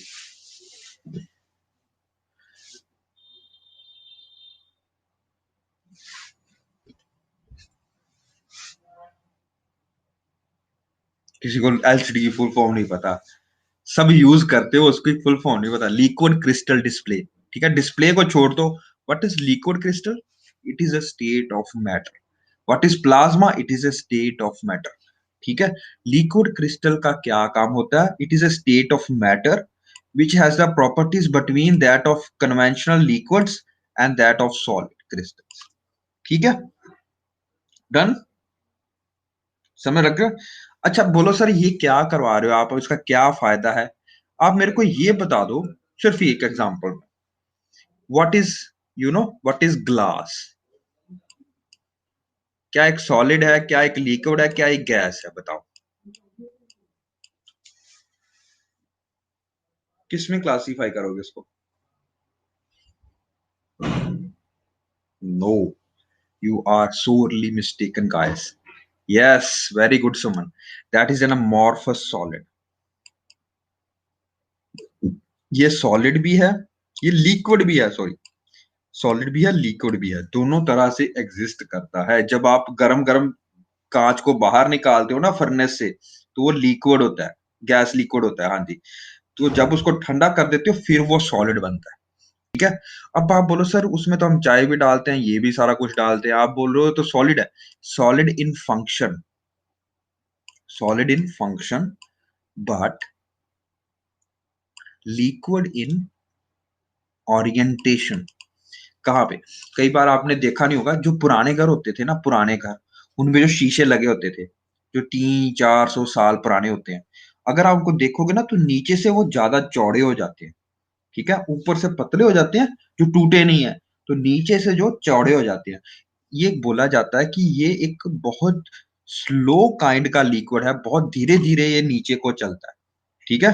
तो जो 200 100 150 साल 200 साल पुराने घर हैं, उनके जो शीशे देखोगे ना आप, वो नीचे से मोटे हो जाएंगे। वो मोटे इसलिए हुए क्योंकि वो लिक्विड की तरह बिहेव करते हैं। चल रहे हो बात मेरी, समझ लग रही है? समझ लग रहा? वो भी एक स्टेट ऑफ मैटर है, अमॉर्फस सॉलिड, समझ रहे? डन। तो ये लिक्विड क्रिस्टल का क्या चक्कर है भैया? लिक्विड क्रिस्टल का कोई चक्कर नहीं है। आपने देखा होगा अगर आप किसी चीज को गर्म करते हो तो वो ठंडा हो जाती है, उसे गर्म करते हो सॉरी, तो वो लिक्विड में कन्वर्ट हो जाती है।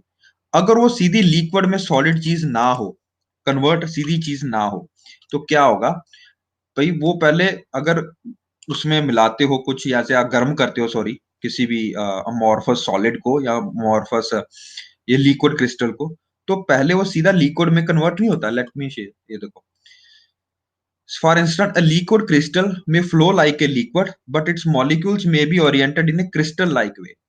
क्रिस्टल, क्रिस्टल की ओरिएंटेशन होती है ना, जैसे अगर आप ये देखो, इसका शुगर का क्रिस्टल्स होते हैं, या अगर आप देखो इसके कॉपर सल्फेट के क्रिस्टल्स होते हैं, या अगर आप देखो ये डायमंड के क्रिस्टल्स देखे आपने, वाटर के क्रिस्टल्स भी होते हैं। तो ये सारे क्रिस्टल्स एक पर्टिकुलरली ओरिएंटेड हो जाएंगे, ठीक है ना। अगर आपने ध्यान से देखा हो, स्नो पहने से पहले ना, स्नो पड़ने से पहले जो ये हमारे लैटिट्यूड्स होते हैं, वहां पे आइस फ्लेक्स होते हैं, पड़ते हैं आइस फ्लेक्स। आइस फ्लेक्स का किसी को स्ट्रक्चर पता है? आइस फ्लेक्स का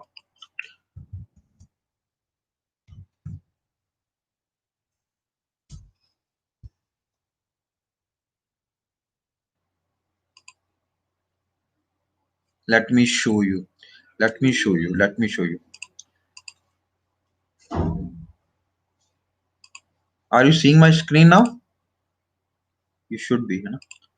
let me share my screen. ये दिख रहा है, देखो ये स्नेक, ये होता है आइस, ये क्रिसमस के दौरान नॉर्मली पड़ते हैं, इसको बोलते हैं आइस फ्लेक्स। ये बहुत अच्छे स्नो फ्लेक्स बोलते हैं इसको। ये दिख रहा है आपको हाथ में, ये स्नो फ्लेक्स हैं, दिख रहा है बेटा, ये स्नो फ्लेक्स है। ये जब आप प्रॉपर स्नो पड़ने से पहले ना, थोड़ा सा पहले ये पड़ते हैं। ये कुछ नहीं है, आइस के क्रिस्टल्स हैं। Are you getting this form? ये आइस के क्रिस्टल फॉर्म में है, इसके बाद सिर्फ मोटी मोटी स्नो पड़ती है। लग रही समझ मेरी बात? ठीक है, दिख गया ना आपको? तो ये जो स्नो फ्लेक्स होते हैं, हम इसको क्या बोलते हैं, ये क्रिस्टल्स की फॉर्म में होते हैं। तो कुछ जो चीजें गर्म करने पे लिक्विड ना बनने की चाहे, वो लिक्विड भी बन जाती है, कुछ फॉर्म में क्रिस्टल भी रह जाते हैं उसमें, ठीक है ना। ठीक है, डन डन डन, लग गई समझ?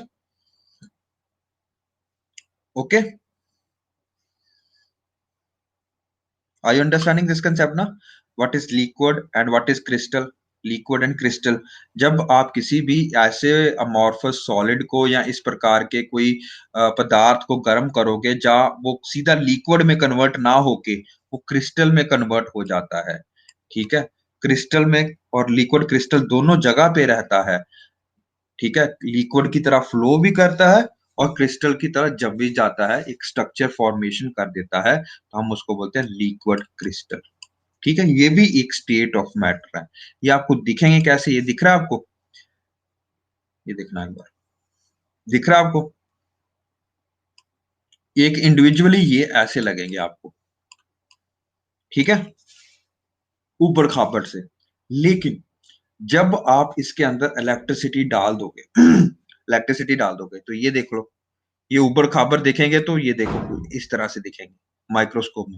जब इसको अगर आप इलेक्ट्रिसिटी डाल के या कुछ इस तरह से इसका यूज करोगे तो ये बिल्कुल दिख रहा है आपको, अरेंज हो जाते हैं इन ए पर्टिकुलर सीक्वेंस।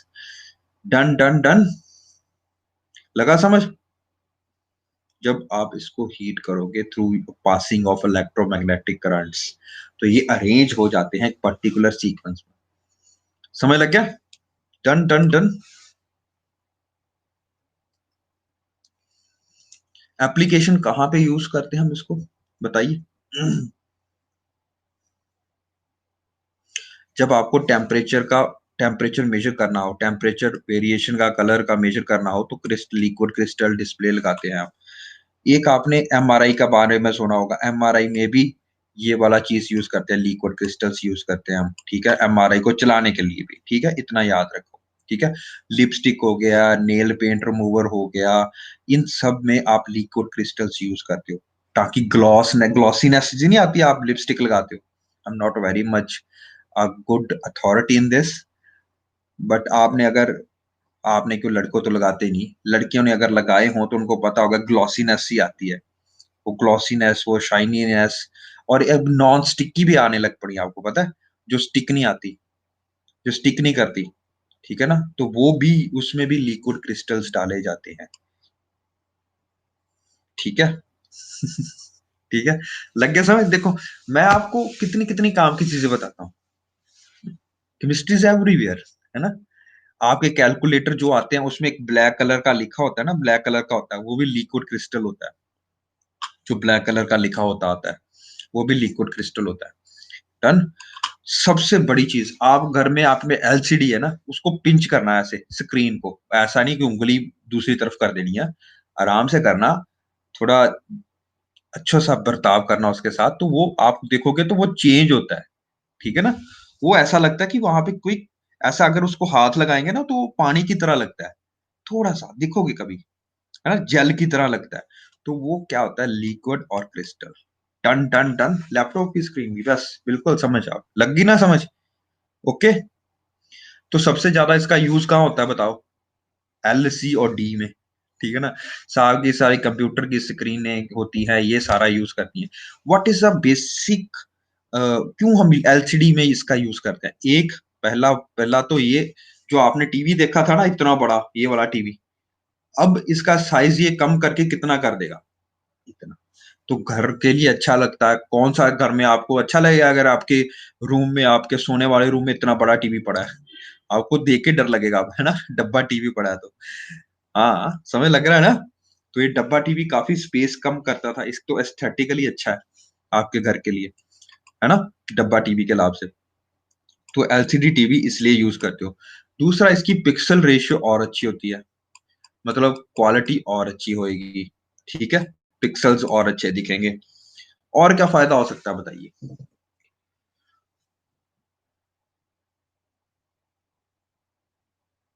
अच्छा जगजीत कौर जी, गुड। तो डब्बा टीवी तो ठीक है, ये एलसीडी टीवी भी ठीक है, डब्बे टीवी जैसे वैसे कोई बात नहीं है, ऐसे ऐसे बात है। वहां पे तो बड़े बड़े एक्सपेरिमेंट करते थे हम लोग, ठीक है ना। तो डब्बा टीवी तो ऐसे बोल दिया धोनी ने, ऐसे ही अपना पैसे काम चलाने के लिए, पर ये अच्छे होते हैं, बहुत अच्छे होते हैं। पापा ने मेरे अभी भी रखा हुआ है, दो रखे हुए हैं हमने actually. Old is gold, yes. LCD को आप जो आगे तोड़ोगे ना, कुछ नहीं मिलेगा आपको। अगर आप अपना डब्बा टीवी लेके जाओगे ना, आपको 5,000 रुपये मिलेगा। देखो उसमें होता है, बहुत कुछ होता है, वो ज्यादा उसमें मटेरियल लगा होता था। चलिए आगे चलते हैं। अब हम बात कर लेते हैं भैया जी, जो पेपर में यूपीएससी ने क्वेश्चन पूछा था ओलेड के ऊपर में, 2017 का पेपर उठाना, उसमें ओलेड टाइप करना, यूपीएससी ओलेड यूपीएससी क्वेश्चन आएगा आपके पास। जो एलसीडी टीवी होता है ना, उसमें अपनी लाइट नहीं होती, ठीक है ना। तो लाइट के लिए, उसके लिए एक पीछे आपके लिए मतलब बल्ब जगाना पड़ता है, लिटरली एक बल्ब जगाना पड़ता है, ठीक है ना। तो इतना सारा कुछ होता है, बैक लाइट यूनिट होता है उनका अपना, फिर एक पोलराइजर होता है। पोलराइजर का कहाँ फंक्शन पड़ा था याद है हमने, जब मैंने आपको वो करवाया था इंटरफेरेंस, ठीक है ना, फिजिक्स में, यार तो अच्छी बात है, फिजिक्स में पढ़ा होगा, और कहाँ पढ़ा होगा, इंटरफेरेंस डाइफ्रैक्शन, कहाँ पढ़ा था, यस, लग गई समझ। तब मैंने आपको पोलराइजर करवाया था। मैंने कहा था कि पोलराइजर का काम क्या होता है, ये एक फेज में आने देता है, एक फेज में नहीं आने देता लाइट। तो आजकल आपकी चश्मे आते हैं ना जो, उसमें भी पोलराइजर लगा होता है। पोलराइजर का मेन फंक्शन क्या होता है बताइए, कि एक फेज ऑफ लाइट को आने देना, एक फेज को नहीं आने देना। तो अगर आप बाहर जाओगे तो वो ब्लैक हो जाएगा, सनलाइट में लेके जाओगे तो आपका चश्मा ब्लैक हो जाएगा। अगर आप अंदर आके बैठेगे तो वो ट्रांसपेरेंट हो जाएगा। Are you getting this point. तो पोलराइजर का मतलब समझ लग रहा है, यस। तो ये लाइट को पोलराइज करता है, एक सिंगल फेज में जाने देता है, ठीक है ना। उसके बाद आपके पास लिक्विड क्रिस्टल लगा होता है। लिक्विड क्रिस्टल का काम क्या होता है बेसिकली, जो वो क्रिस्टल्स होते हैं उनको ओरिएंट करना एक सीधे तरीके से, ठीक है, वो सीधे तरीके से ओरिएंट करना, ताकि एक लाइट को अच्छे से आप प्रोजेक्ट कर पाओ ग्लास के ऊपर, ठीक है। हमेशा याद रखना, ये जितनी जितनी भी आपकी इसकी स्क्रीन्स है, इसकी स्क्रीन्स है, आपके लैपटॉप की स्क्रीन्स है, आपके टीवी की स्क्रीन्स है, उसमें ग्लास पे ही फोटो बनेगी भैया, ग्लास के बिना फोटो नहीं बन सकती। तो लिक्विड क्रिस्टल के आगे ग्लास लगा होगा, ग्लास के ऊपर पिक्सल्स होंगे, पिक्सल के ऊपर आर जी और बी होगा। जितना पिक्सल आपका अच्छा रहेगा, क्वांटिटी जितना आप उसको अच्छे से क्वालिटी दिखा सकते हो, उतना ज्यादा आप एलसीडी मानते हो, ठीक है ना। तो फुल एचडी, आपने सुना होगा नाम, फुल एचडी टीवी आजकल आ गया है, ठीक है ना। फुल एचडी टीवी आ गया है, फुल ये फलाना ढमकाना टीवी, पता नहीं क्या क्या आ गया है, 4K पप, तो 4K आ गया। 1080 पिक्सल के ऊपर का बात होती है 4K। 4K का होता है 4000 पिक्सल्स। 10 पिक्सल तो अब हमारे गरीबों का भी नहीं रहा, हम तो अभी 720 पे बैठे हैं, 4000 पिक्सल्स का आ गया काम अब तो। मोबाइल में भी है, बिल्कुल। मोबाइल में आजकल ज्यादा ओलेड यूज हो रहा है, organic LED.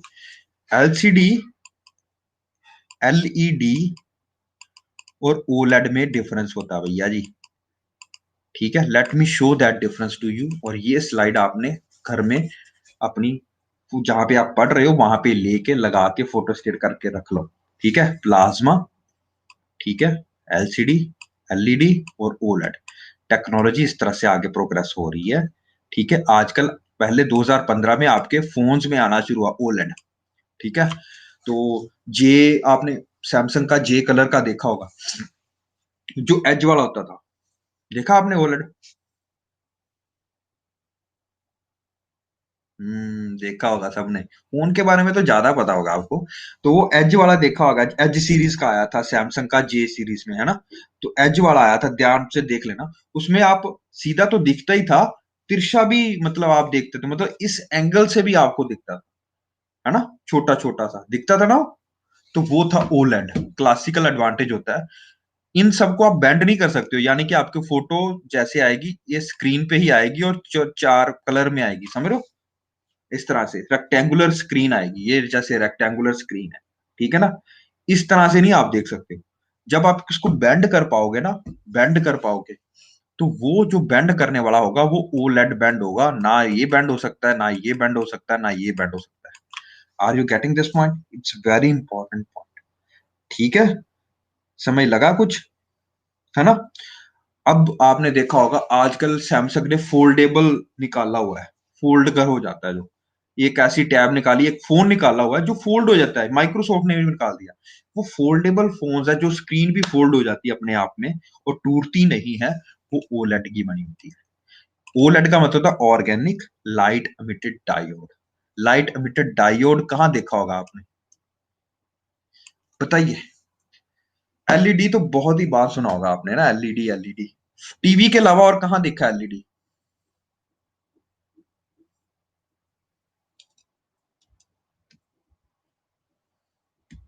Bulb, very good, LED bulb देखे ना। और वहां नहीं देखा, एलईडी की लाइट्स भी आती है, आपने देखा होगा छोटी छोटी लाइट्स आती है, हेडलाइट्स में आती हैं जो कार की लाइट में, वेरी गुड। बल्ब भी देखो एलईडी। एक और चीजें देखी होंगी, लेट मी शो यू। यहाँ पे नहीं, ये जो ऊपर होता है ना, ये जो ऊपर, इसके अंदर एक जो वो छोटी छोटी तारे नहीं लगाई जाती यार, लाइट नहीं लगाई जाती। आप एलईडी लाइट भी तो लगाते हो फ्लैश बोर्ड के ऊपर भी, यस। या आपके जो आजकल नए नए जो आते हैं, कोई भी आता है, अगर आप वो लाइट जगमती जगमगाती है ना, छोटी छोटी एलईडी पैनल होते हैं, यस।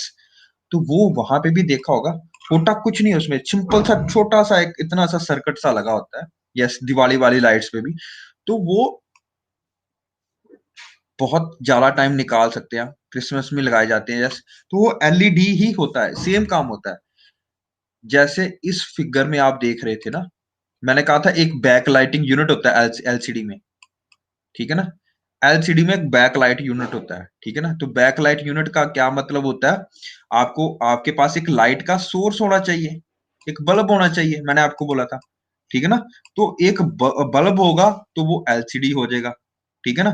अगर वो बल्ब ना वहां पे जाए, आप एलईडी लगा लोगे, तो वो कौन सा टीवी बन जाएगा, एलईडी। समझ रहे हो, ठीक है। तो तीन लाइटें पीछे आपने स्ट्रिप्स लगा देनी है, स्ट्रिप्स आती है ना आजकल, स्ट्रिप्स आती हैं, तो वो स्ट्रिप्स लगा देनी है तीन एलईडी की, कौन सी, ग्रीन, ब्लू, रेड। तो वो लाइट जब प्रोवाइड करेंगी, समझ रहे हो मेरी बात। Creative board, very good Parul, that is an LCD. Done, समझ लगा कुछ। तो ये जो एलसीडी में आपको लिए बैक लाइट यूनिट चाहिए होता है, वो अगर एक बल्ब है तो हम उसको बोलेंगे एलसीडी, अगर वो एलईडी है तो हम उसको बोलेंगे एलईडी, ठीक है ना। डन। लाइट एमिटिंग डायोड क्या लाइट बना रहा है।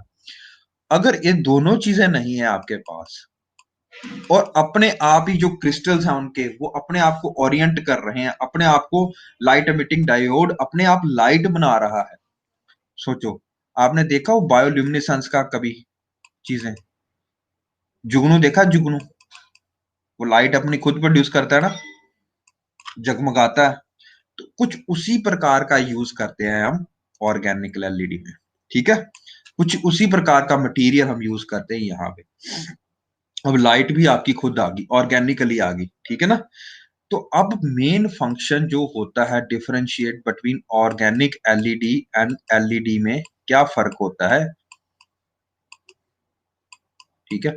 एलईडी और ऑर्गेनिक एलईडी में, ऑर्गेनिक एलईडी जो ये होता है एलईडी, ये बना होता है आपका मिनरल्स का, इनऑर्गेनिक मिनरल्स का, इनऑर्गेनिक होता है, ठीक है।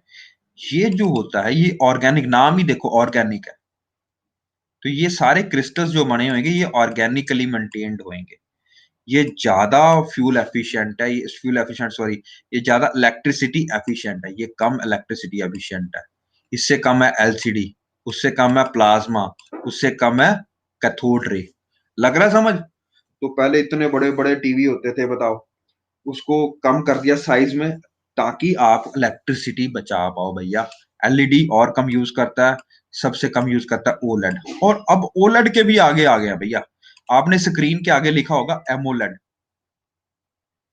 AMOLED, है ना, समझ रहे हो। तो ये सारी स्क्रीन आ रही है, देखो है सारा फिजिक्स का कंसेप्ट। क्या स्टेट ऑफ मैटर यूज कर रहे हैं, are you no getting this point, state of matter, समझ लग रहा है। तो बनाना बड़ा आसान है इन चीजों को, अगर आपको समझ लग जाए तो, ठीक है। ओलेड तो कर्व करना होगा, तो आजकल वो कर्व्ड टीवी आगे जो ऐसे करके कर्व हो जाते हैं, तो कर्व कौन सा टीवी होंगे, एलईडी या ओलेड। हाँ ओलेड टीवी, समझ लग गया अब, डन। चलो इतनी स्टेट्स ऑफ मैटर पढ़ लिया, आज तो स्टेट ऑफ मैटर का ही कल्ला काम हो जाएगा, है ना। एक स्टेट ऑफ मैटर और रह गई हमारी, और जो पेपर में ये सारा क्वेश्चन आप 2017 का पेपर उठाना, मैं खुद कहता हूँ आपको, यूपीएससी का, उसमें ये क्वेश्चन आया हुआ है ओलेड के ऊपर, ऑर्गेनिक एलईडी के ऊपर। कहते हैं जी इसको फोल्ड किया जा सकता है, मैं क्या, हाँ जी किया जा सकता है, ये क्वेश्चन था। 3 ऑप्शंस दिए हुए थे, ठीक है। दूसरी बात, ये प्लास्टिक के ऊपर ना, पहले एक प्लास्टिक का बेस होता है, उसके ऊपर ऑर्गेनिक डाला जाता है, बेस होता है ना, ये बेस होता है, बेस के ऊपर ऑर्गेनिक डाला जाता है, ठीक है। ये समय लग रहा है। ऑर्गेनिक, ऑर्गेनिक क्या मतलब, जो हम सारी चीजें हमारे कार्बोहाइड्रेट्स पढ़ के आए हैं, पॉलीमर्स डाले जाते हैं कार्बोहाइड्रेट्स के, ऐसे ऐसे करके, ठीक है। लग रहा समझ, बायोल्यूमिनेसेंस प्रोवाइड करने के लिए, और इसी प्रकार ये काम होता है। टन टन टन, लग गया समझ बेटा, समय लग रहा है कुछ।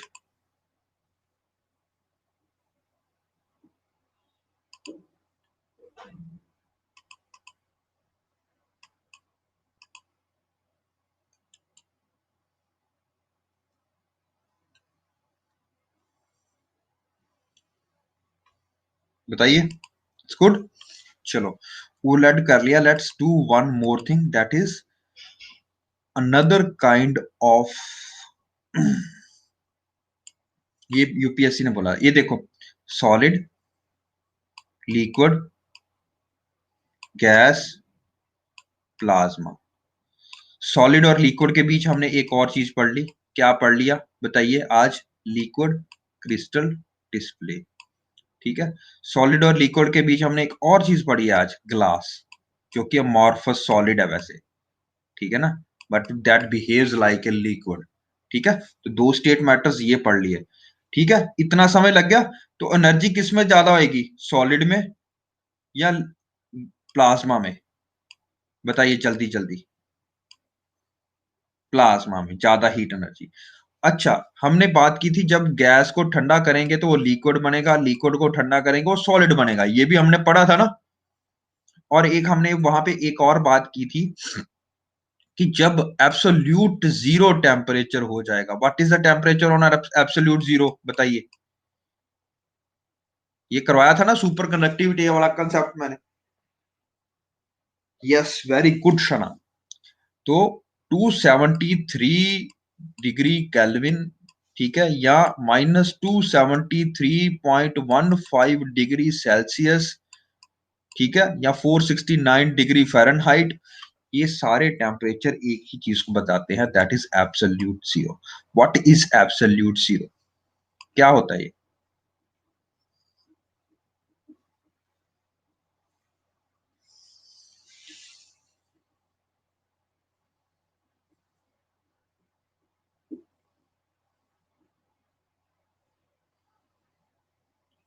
Three physics as a side by side, वो तो ट्रिपल पॉइंट होता है शना, that is triple point. Yes, vibration of the molecules, they cease to exist. अब देखो, मैंने आपको करवाया था इलेक्ट्रिसिटी, अभी करवाना भी है वैसे. इलेक्ट्रिसिटी में मैंने बताया कि भैया जी solid are very good conductors of electricity. ठीक है, तो जब इलेक्ट्रॉन मूव करते हैं, मैंने आपको बताया एक पेंडुलम की तरह मूव करते हैं, आगे या पीछे. ठीक है, they transfer the energies to the next molecule. ठीक है, इस तरह से ये आगे बेचता है, ये आगे बेचता है, ये आगे बेचता है ना, इस तरह से टकराते. जब ये एक दूसरे से टकराते हैं, बताओ तब कुछ एनर्जी, कुछ अमाउंट ऑफ एनर्जी आपकी लॉस्ट होती है. सबने देखा होगा कुछ एनर्जी लॉस्ट होती है, हम उसको बोलते हैं रेजिस्टेंस. रेजिस्टेंस की एप्लीकेशन आजकल आप सबने देखी होगी. हीटर लगाते हो सारे, हीटर लगाते हो, लगाया हुआ ना सबने. उनके अंदर, हीटर के अंदर जो तारे होती हैं, देखो वो किस प्रकार से होती है. सीधी तार होती है, बताइए. अरे गधो, सीधी तार कहां देख लिया आपने. हीटर में कौन सी तार होती है, बताओ किस तरह का. हाँ, राउंड राउंड. यार मेरे हाथ में हाथ क्यों बनाते हो तुम लोग. मैं गलत भी बोलता हूँ कई बार, चेक करने के लिए कि तुम सीधी सीधा बोल रहे हो कि नहीं. ऐसे करके कॉल की जाता है उसको. होता तो मेटल का ही है ना, जिग जैग पोर्शन में गोल गोल गोल घुमाया जाता है उसको. और ये देखो, एक बार ये होती, तो ये जितना गोल घुमाओगे ना भैया, उतना हम बोलते हैं उसका रेजिस्टेंस बढ़ता है. क्या बढ़ता है, रेजिस्टेंस. और उसके कारण आपका जो है वो रेड कलर का ग्लो करता है, आपने देखा होगा, ब्राइट रेड कलर का. लग गई समझ बात. ठीक है ना. तो ये समय लग रहा है, जितना ज्यादा कॉयल करोगे उतना मॉलिक्यूल्स साथ में आएंगे, जितना मॉलिक्यूल साथ में आएंगे उतना वो जोर से आपने इसमें टकराएंगे, उतना ज्यादा आप हीट प्रोड्यूस करो. लग गई समझ ना. Done done done. गुड, यहां तक गुड है. ठीक है, रेजिस्टेंस पैदा होता है और ये हमने बात कर ली थी. अब हम बात कर रहे हैं कि भैया जी जब इसको हम ठंडा करते हैं, ठीक है ना, ठंडा करते जाओ करते जाओ करते जाओ, धीरे धीरे क्या होएगा, ये जो आपस में टकरा रहे हैं ये टकराना बंद कर देंगे, ऐसे ऐसे करके सीज कर देंगे, यहाँ पे फ्रीज हो जाएंगे. -273.15 डिग्री सेल्सियस पे फ्रीज हो जाते हैं. ठीक है, समझ लो. अब ये इनका मॉलिक्यूलर मोशन नहीं हो रहा, ये फ्रीज हो गए यहाँ पे. ठीक है, तब मैंने बोला था कि अगर आप जितना इस एंड से एनर्जी डालोगे, जितनी आप इस एंड से इलेक्ट्रिसिटी डालोगे, उतनी, अगर भाखड़ा बांध से आपने 10,000 मेगावाट डाली है, तो आपके घर में कितनी पहुंच रही है, 10,000 मेगावाट. आजकल क्या है, अगर आप भाखड़ा बांध से 10,000 मेगावाट एनर्जी बनाते हो, तो आपके घर तक आते आते 1,000 मेगावाट रह जाती, बाकी सारी की सारी कहाँ चले जाती है, रेजिस्टेंस. हर जगह पे तारे लगी हुई, आपके घर तक तारे आ रही है, तो तारों में हर जगह पे अगर मिनिमम रेजिस्टेंस भी लगाओगे, तो कितना आपका जो फाइनल लॉस, ट्रांसमिशन, जिसको ट्रांसमिशन लॉस बोलते हैं, बहुत ज्यादा होता है. समझ रहे हो, are you getting this point. तो मैंने इसकी एप्लीकेशन कराई थी, तब मैंने आपको बोला था ये सुपर कंडक्टिविटी होती है. इसको क्या बोलते हैं हम, सुपर कंडक्टिविटी. इसके ऊपर बहुत ज्यादा रिसर्च चल रही है, याद है, ये बताया था मैंने. डन. अब साइंटिस्ट ने एक नई चीज करके बताई, और ये हमारे जो साइंटिस्ट है, ये याद रखो, सबसे पहले इंडिया का साइंटिस्ट था सत्येंद्र नाथ जैन, सत्येंद्र नाथ बोस, सॉरी नॉट जैन, सत्येंद्र नाथ बोस. और ये यूपीएससी ने 2016 में क्वेश्चन पूछा इसके ऊपर. ठीक है, उसने बोला कि भाई ये जो बोस आइन कंडेंसेट है, इसने एक कंडीशन बताई, कहते कि अगर आप एब्सोल्यूट टेम्परेचर के बिल्कुल थोड़ा नीचे भी जाओगे ना, यानी एब्सोल्यूट जीरो टेम्परेचर के थोड़ा सा नीचे, बिलियंथ ऑफ ए सेकंड, जैसे 2 - 273.15, तो आपको पता है ना, that is degree Celsius. Suppose आप लेके जाते हो -273.20, इतना वेरी करते हो, यानी कि 0.05% भी वेरी करते हो, तो क्या होगा, एक नई स्टेट ऑफ मैटर का जन्म होगा. ठीक है, इसने फिर एक चिट्ठी लिखी, इसने सिर्फ बताया, थ्योरेटिकली बताया कि ऐसा पॉसिबल हो सकता है.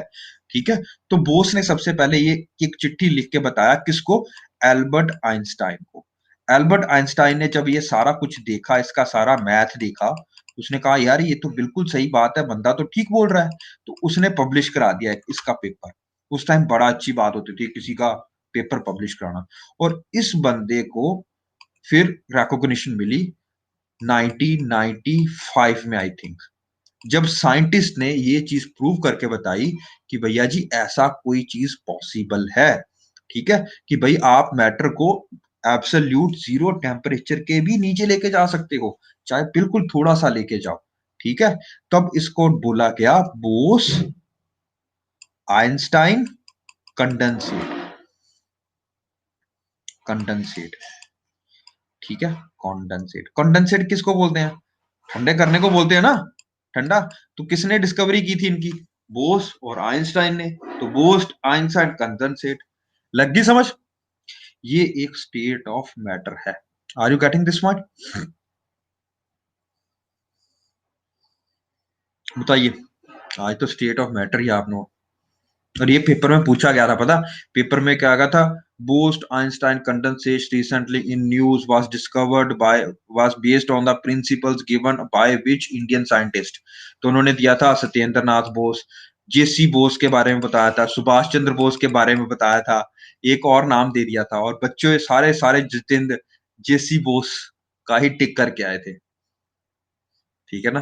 तो मेरे को याद है क्योंकि मैंने ये गलती की थी, that is why I understood about this concept right now, ठीक है ना। तो आपको देख लो इतना पता होना चाहिए। यूपीएससी तो भैया कहां से भी क्वेश्चन बना सकती है, तो पढ़ो सब कुछ, पता सब कुछ का होना चाहिए, इसका एप्लीकेशन के बारे में भी पता होना चाहिए आपको। Let us understand what is its application.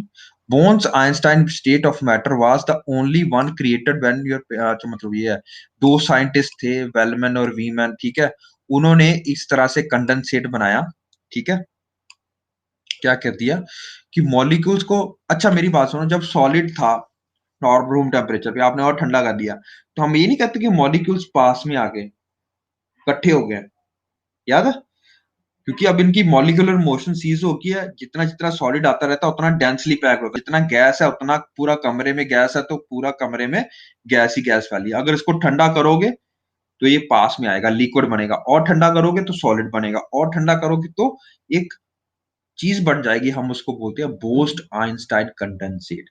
इसका क्या मतलब होता है? ये पहले तो बता दिया, सत्येंद्र नाथ बोस और एल्बर्ट आइंस्टाइन, इसको 1920 में प्रिडिक्ट किया था, जिसको 1995 में दो साइंटिस्ट ने प्रूव करके दिखाया कि ये पॉसिबल है कि मैटर को भी 0 डिग्री यानी कि 0 डिग्री केल्विन के नीचे ठंडा किया जा सकता है, यानी कि 273 डिग्री केल्विन माइनस, सॉरी नहीं ये नहीं है, गलत भाई, ये गलत है, 0 डिग्री केल्विन होगा, एब्सोल्यूट जीरो, ठीक है शना जी, थोड़ी सी गलती होगी आपसे, मेरे को भी लग गई। तो 0 degree Kelvin means -273.15 degree Celsius. Are you getting this point? Okay. अब ये कहता है कि इतना ठंडा करने से होता क्या है? इतना जब ठंडा करोगे आप कोई भी मैटर को, तो वो क्लम्प टुगेदर हो जाएगा, सुपर एटम बन जाएगा। क्या समझ रहे हो मेरी बात? ठीक है। तो जब इतना ज्यादा ठंडा करोगे तो पहले तो क्या होता है, अगर मैंने एक आइस का मॉलिक्यूल लिया, तो अगर मैं उसको माइक्रोस्कोप में देख रहा हूं तो छोटे छोटे छोटे छोटे छोटे क्या है, मॉलिक्यूल्स एक पर्टिकुलर शेप में आपके पास देखने को मिलेंगे, दिख रहा है ये? Are you seeing this point? छोटे छोटे पार्टिकल्स, इसको डॉट ही समझना, ये जो बड़े बड़े बन रहे हैं डॉट बन रहे हैं, ये एटम्स है। पर सोचो एब्सोल्यूट जीरो पे इनके बीच में डिस्टेंस बहुत कम रह जाएगा, तो आपको डिफरेंट डिफरेंट दिखेंगे नहीं, ये दिख रहा है, ये दिख रहा है थोड़ा थोड़ा, ये एब्सोल्यूट जीरो पे है। जो इंटरमॉलिक्यूल डिस्टेंस है बिल्कुल बहुत कम हो गया है, लग रहा है समझ मेरी बात? इसी तरह बीच में होएगा। लेकिन जब आप एब्सोल्यूट जीरो से नीचे भी ले जाओगे ना, तो पूरे का पूरा एक मेटल इस तरह से बन जाएगा। Late me show you.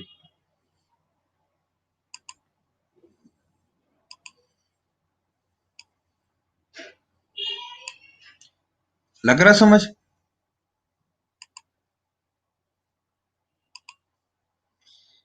इसमें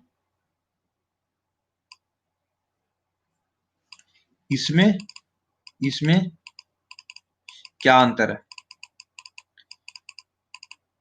ये सॉलिड बन गया प्रॉपर, ठीक है ना।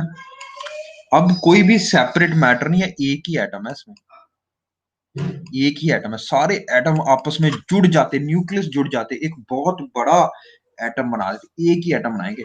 यानी कि यहाँ पे अगर 6.023 इंटू 10⁻23 एटम्स थे, वो जुड़ के एक क्लम टुगेदर बनाते हैं, इसको बोलते हैं बोस सुपर एटम, जिसको बोलते हैं Bose Einstein, Bose Einstein condensate, BEC। Are you getting this point now बेटा? ठीक है, आज का कुछ ज्यादा ही फिजिक्स होगी, but it is very important that you understand these concept. They have already asked these questions, that is why I am trying to give you information on this. तो जब मैं एकदम ऐसे पढ़ रहा था यूपीएससी के अभी पेपर मैं देख रहा था, तो मेरे को ये लगा कि मैंने कहा यार ये तो मैंने बच्चों को कराया नहीं, तो मैंने कहा चलो थोड़ा सा इंफॉर्मेशन साइंस एंड टेक के हिसाब से आपको दे देता हूँ। ठीक है, you understand this concept, super atom क्लम together, इकट्ठे हो जाएंगे, ठीक है ना। अब हमेशा जो भी कोई चीज पढ़ते हो उसकी एप्लीकेशन आपको जरूर पढ़े होनी, ये चीज आप लेके रख लो। This is the fifth state of matter, लग गई समझ? Fourth state plasma, fifth state Bose Einstein concentrate. एक आपने और चीज पढ़ी होगी, याद है? एक आपने और चीज पढ़ी होगी, देखो,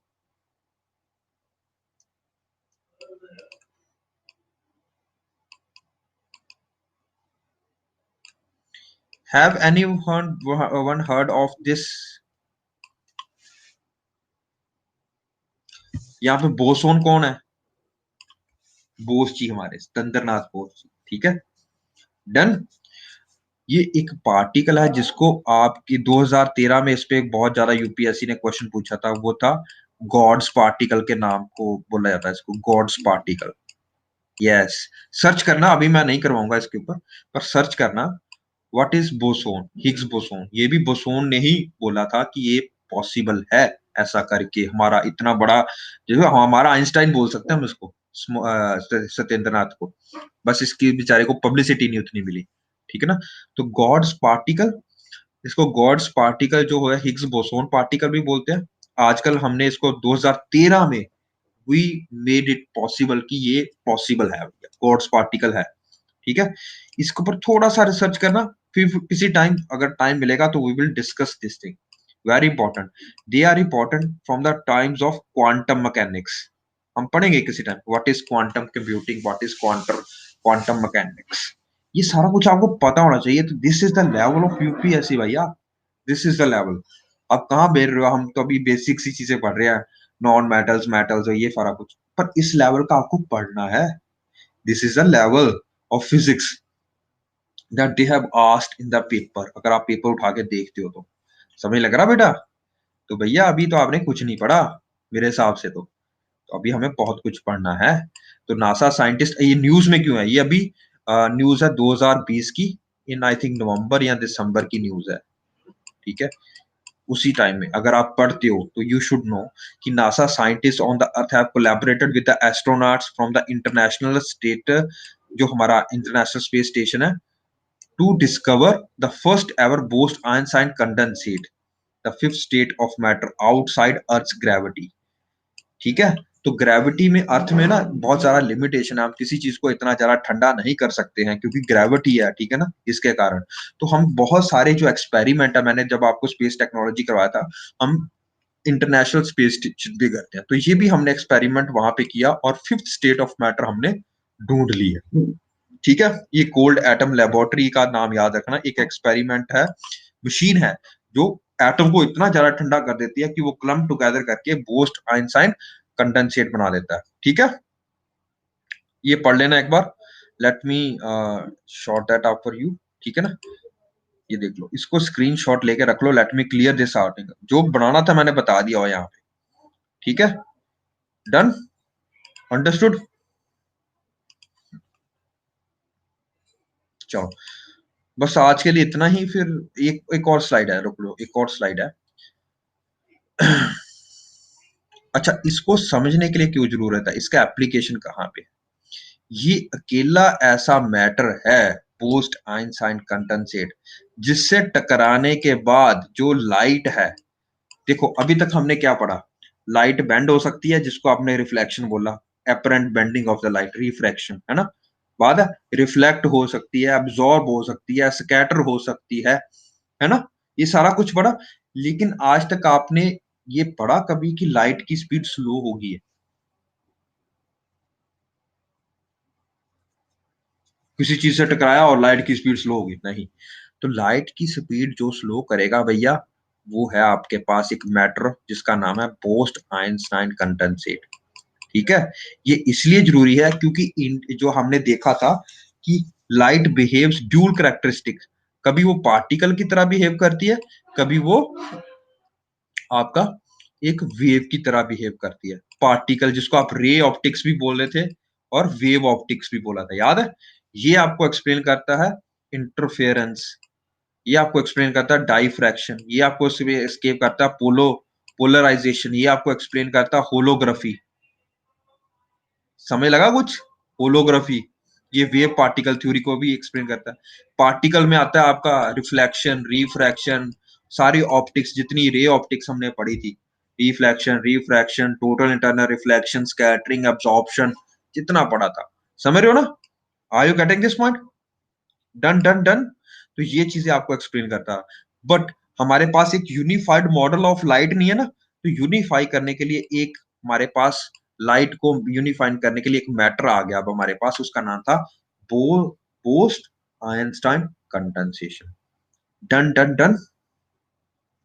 ओके, ठीक है। नाउ एक चीज जरूर पता होना चाहिए आपको, why we should study BEC, Bose Einstein condensate को क्या करना है। सबसे पहले ये यूपीएससी ऐसे क्वेश्चन डाल सकती है, are used to stimulate the condition that may exist in black holes. याद है ब्लैक होल में जाने जब आपको कराई थी, तो एक मैंने आपको फिनोमिना कराया था कि ब्लैक होल जो होती है ना, वो लाइट को बेंड भी कर सकती है, एक्चुअली बेंड कर सकती है, उसकी स्पीड को भी वेरी कर सकती है। ठीक है ना? तो अगर आप ब्लैक होल के अंदर जा रहे हो ना, तो आपके लिए टाइम और मेरे लिए टाइम बहुत डिफरेंट हो जाएगा, समझ रहे हो? अगर आप ब्लैक होल से घूम के वापस आ रहे हो ना मेरे पास, तो अर्थ पे 2000 साल हो चुके होंगे और आपके पास 20 मिनट हुए होंगे, समझ लो? आप एक चक्कर लगा के वापस आ गए, सपोज आपके पास ऐसा यान है जो एक चक्कर लगा के 20 मिनट में आ जाता है, आपके लिए 20 मिनट हुए होंगे और मेरे लिए 2000 साल बीत चुके होंगे, तो टाइम भी डिफरेंट होता है, समझ रहे हो? ये मैंने सबसे पहले जब आपको फिजिक्स की एक वीडियो करवाई थी, वो अल्बर्ट आइंस्टाइन वाली, याद है? तब मैंने आपको बताया कि टाइम इज रेलेवेंट, ठीक है ना, रिलेटिव। रिलेटिव आपके लिए टाइम कुछ अलग है, मेरे लिए टाइम कुछ अलग होगा, समझ रहे हो?